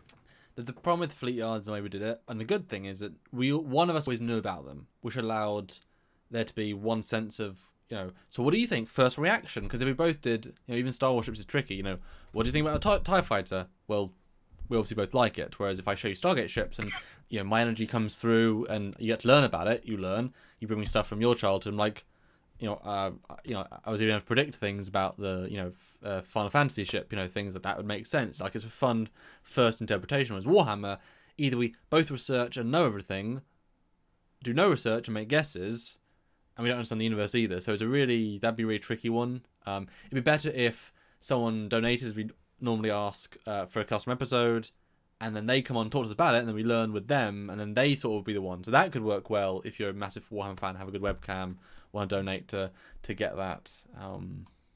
Would be something. And let us know. Trekyards@hotmail.com. Absolutely. So the super chat. I'll read this one. Yes. Steve Farr. What's Daedalus? Red Angel sub-quantum transporter. Have you seen Next Time On? I have not. Okay. It's a real interesting one. Real interesting. If you say so. It's got some interesting stuff, sort of. Doesn't feel like they're going to address the AI issue, but yeah, Daedalus. She says Project Daedalus. What was the context of that reveal? I don't remember. What did she say? Is it like we just stop Project Daedalus? What was the? I don't remember hearing Project Daedalus. Yeah, at the end she's like something Project Daedalus, and Burnham's like, "What's Project Daedalus?" Ah! That's the making of the suit, I bet, if it is anything. Oh, but how? Yeah, but I could not buy for a second that Section 31 could design a time traveling suit with unlimited power, EMP powers, and also they came from the future. So what a time? Well, I guess they could be developing a single. Okay. What if they do develop a single time traveling something based on Guardian Forever? Oh, I haven't discovered yet. And what if they send Burnham to the future to talk to people in the future and see the future and then come back again because they've got Red Angel tech? I don't know. There's so many... Well, because I saw it, so I have a sense of what they might do. And that's a slight sense of what they might do. But it could go anywhere. So yeah, closing thoughts, and what is your new score based on discussing it for several minutes? Final thoughts. I really liked this episode, especially the scenes with Spock specifically. They were all done really well with whoever he was interacting with. Yep. Like I said, it kind of surprised me. I didn't expect to like this episode based on the trailer, and it kind of blew me away. Kind of like Evan Airlock, kind of blown away. So it was pretty good. Get it? Joke? Here I am. Anyway, so I'm still gonna give it an 8 out of 10. I think it was a really good showing of Discovery, and if they can harness some of these storylines into something cohesive, that's awesome. So, more power to them. But I still give it an 8 out of 10. Yeah, no, I think unlike most times we look at this, I've had no bonus reasons not to like it. I don't think I've come up with any specific more plot holes, any problems. Like, I think my comment in the last one was up until the last like 5-10 minutes I had no problems with it specifically. I still don't have any problems. Nothing new. No, I'm quite impressed by that actually, because we always find some other thing, and I'm just like, no, it's easily the most solid episode. And like I say, I give it a 9 because I think it's again, this episode is a setup to a payoff, but it is in itself a payoff to Section 31. Like, you learn so much that it is pushing that storyline so much further. As I said in our smaller review, is that this is exciting because this is why Section 31 goes underground, is destroyed, disbanded. Not only has the entire higher-up been killed, but the thing that Section 31 is banking on as why we as Starfleet like Section 31 has just gone, Terminator, Skynet on us. And they would get that reference because Terminator exists in the Star Trek timeline because, fictional TV show. And so this, has to be scrapped. So they've introduced Section 31 as this, everyone knows about them, just to destroy them. And I think that is the way they're doing that is unexpected. And I will give them credit because they specifically, Control was a thing invented in one of the novels. That entire idea, and so they just used something from a novel. It's like, oh, cool. Because it's such a random idea. I wouldn't have said Section 31 was led by a computer. Like, it's tactical stuff. I think that's really random. But it's in a book. Therefore, it's at least something thought up. So, guys, no one's putting your score. So, guys, let us know your final score out of 10. And also, to be fair, let us know your score out of 10 for Trek and out of Discovery. Out of Discovery, I think it's easily a 9 out of 10. Out of Trek, I'll go a solid 7. Yeah, I was going to say 7. What, for Trek as well? So it's 8 for Discovery, 7 for Trek. Yes. Yeah. Yeah. John Harrison puts in another 5 pounds. Dang. I know Warhammer is a bit tricky when you have ships that are like 12 miles long. Space stations so big that they can be crashed into planets. Well, I've heard a lot of explanations for Warhammer stuff from some people that have asked us to do it on the show, and it's like, wow, it sounds really interesting, but it's a nice mix of different things. So, I mean, they look cool, although they look a bit samey, the designs, as far as I've seen. Like, the big capital ships of the main space marines, they all look a bit samey. But that's just me. The ones I've seen. Yeah. Eugene puts in 350 rubles. You're insane. Thank you. Maybe a topic for future discussion. Eugenics wars is the reason augments are banned. Would these AI shenanigans lead to Star Trek having its own version of Dune's Bolterian Jihad ban of AI? Possibly, because we never really see AI developed in the Federation, specifically. And of course we get the AI in Discovery, which is, I think, just homegrown, just developed and evolved. So by its time in deep space. It wasn't even intentional, unless it was. Yeah. Check out a video tomorrow for why that's intentional. No, that's actually a great idea. Why eugenics banned because of reasons, and why AI. Because, I mean, like I say, it's a bit random to have an AI. Like, there's no reason they couldn't have them. But we do see TOS as limited tech. So, yeah, I think yeah, I think that's if an AI goes on a massive rampant killing spree, maybe best not try that again and give them ultimate power, because they'll only keep learning, or themselves from the future will find a way of coming back and give themselves more time and tech and yep. Yeah. Jamal Tyler says there are instructions for 3D chess out there. There are indeed. I actually know how to play 3D chess. It's pretty fun. There's actually a few ways you can play it that have been developed, but it's a fun game. So is Jill Wright not here? I haven't seen her. She was on my live last night though.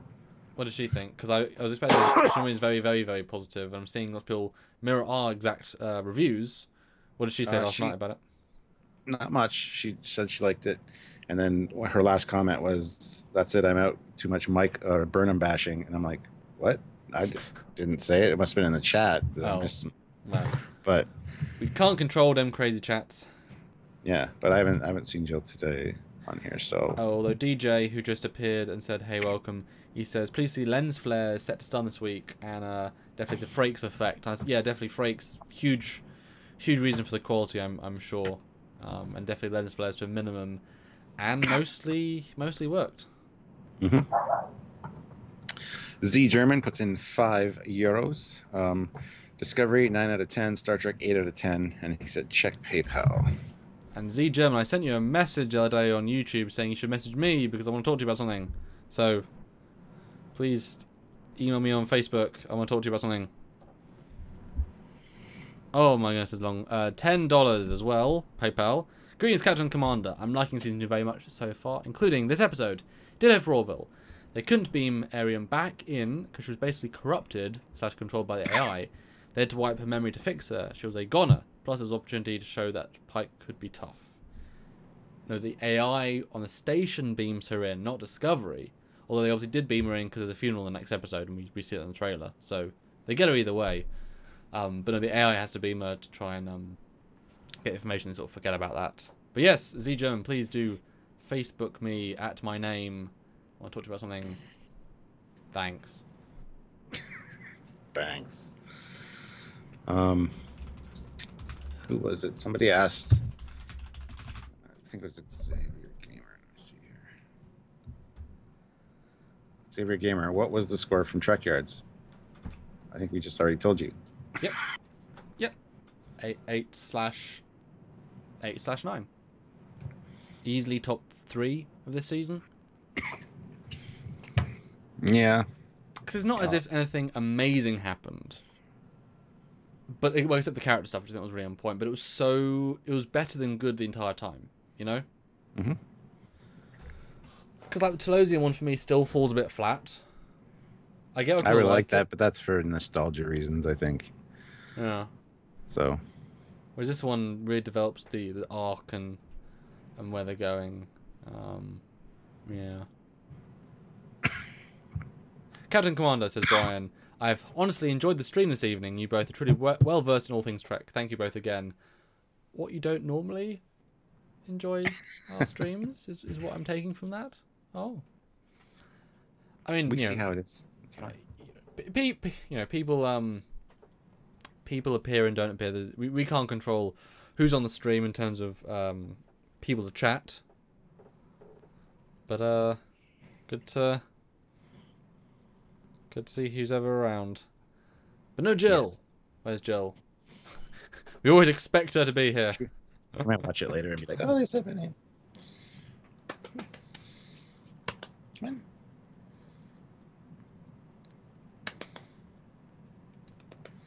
But anyway, 2 hours and 3 minutes, guys. So yeah, any last super chats, and then we can pop off for the night.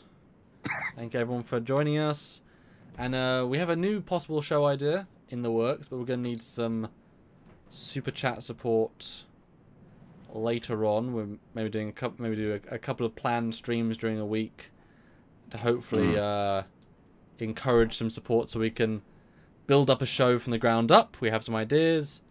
We have so many great ideas, Stuart. But we do. Lack of money, lack of time.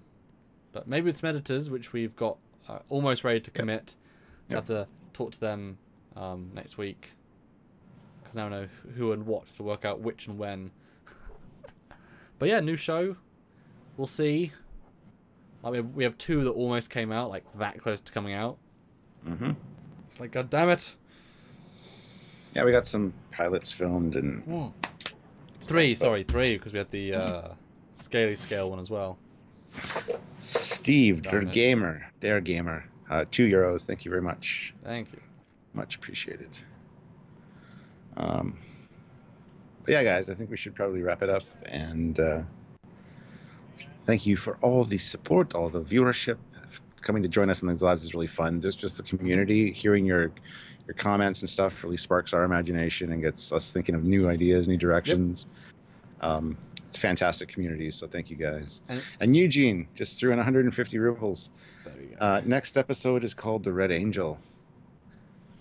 And then Z German puts in €2. Facebook private message sent, Commander. While you're at it, just message me too. Just say, hey, man. I feel left out now. I was about to say she doesn't feel left out. That's funny. Cool. Thanks, guys. And yeah, so I was about to say join tomorrow for Stuart's Live, but you did that last night. Tomorrow we've got a new episode, obviously. Sunday we've got a really, hopefully fun theory video that kind of took on its own life. Please enjoy that. And yeah, see you soon next week. I think we won't do Orville, because no Orville, but we'll do some other cool topics. We'll let you know. And just, go back and watch all our backlog, because we have hundreds of videos. We do, literally. So until next time, guys, I'm Captain Foley. I'm Commander Coggins. Bye, guys.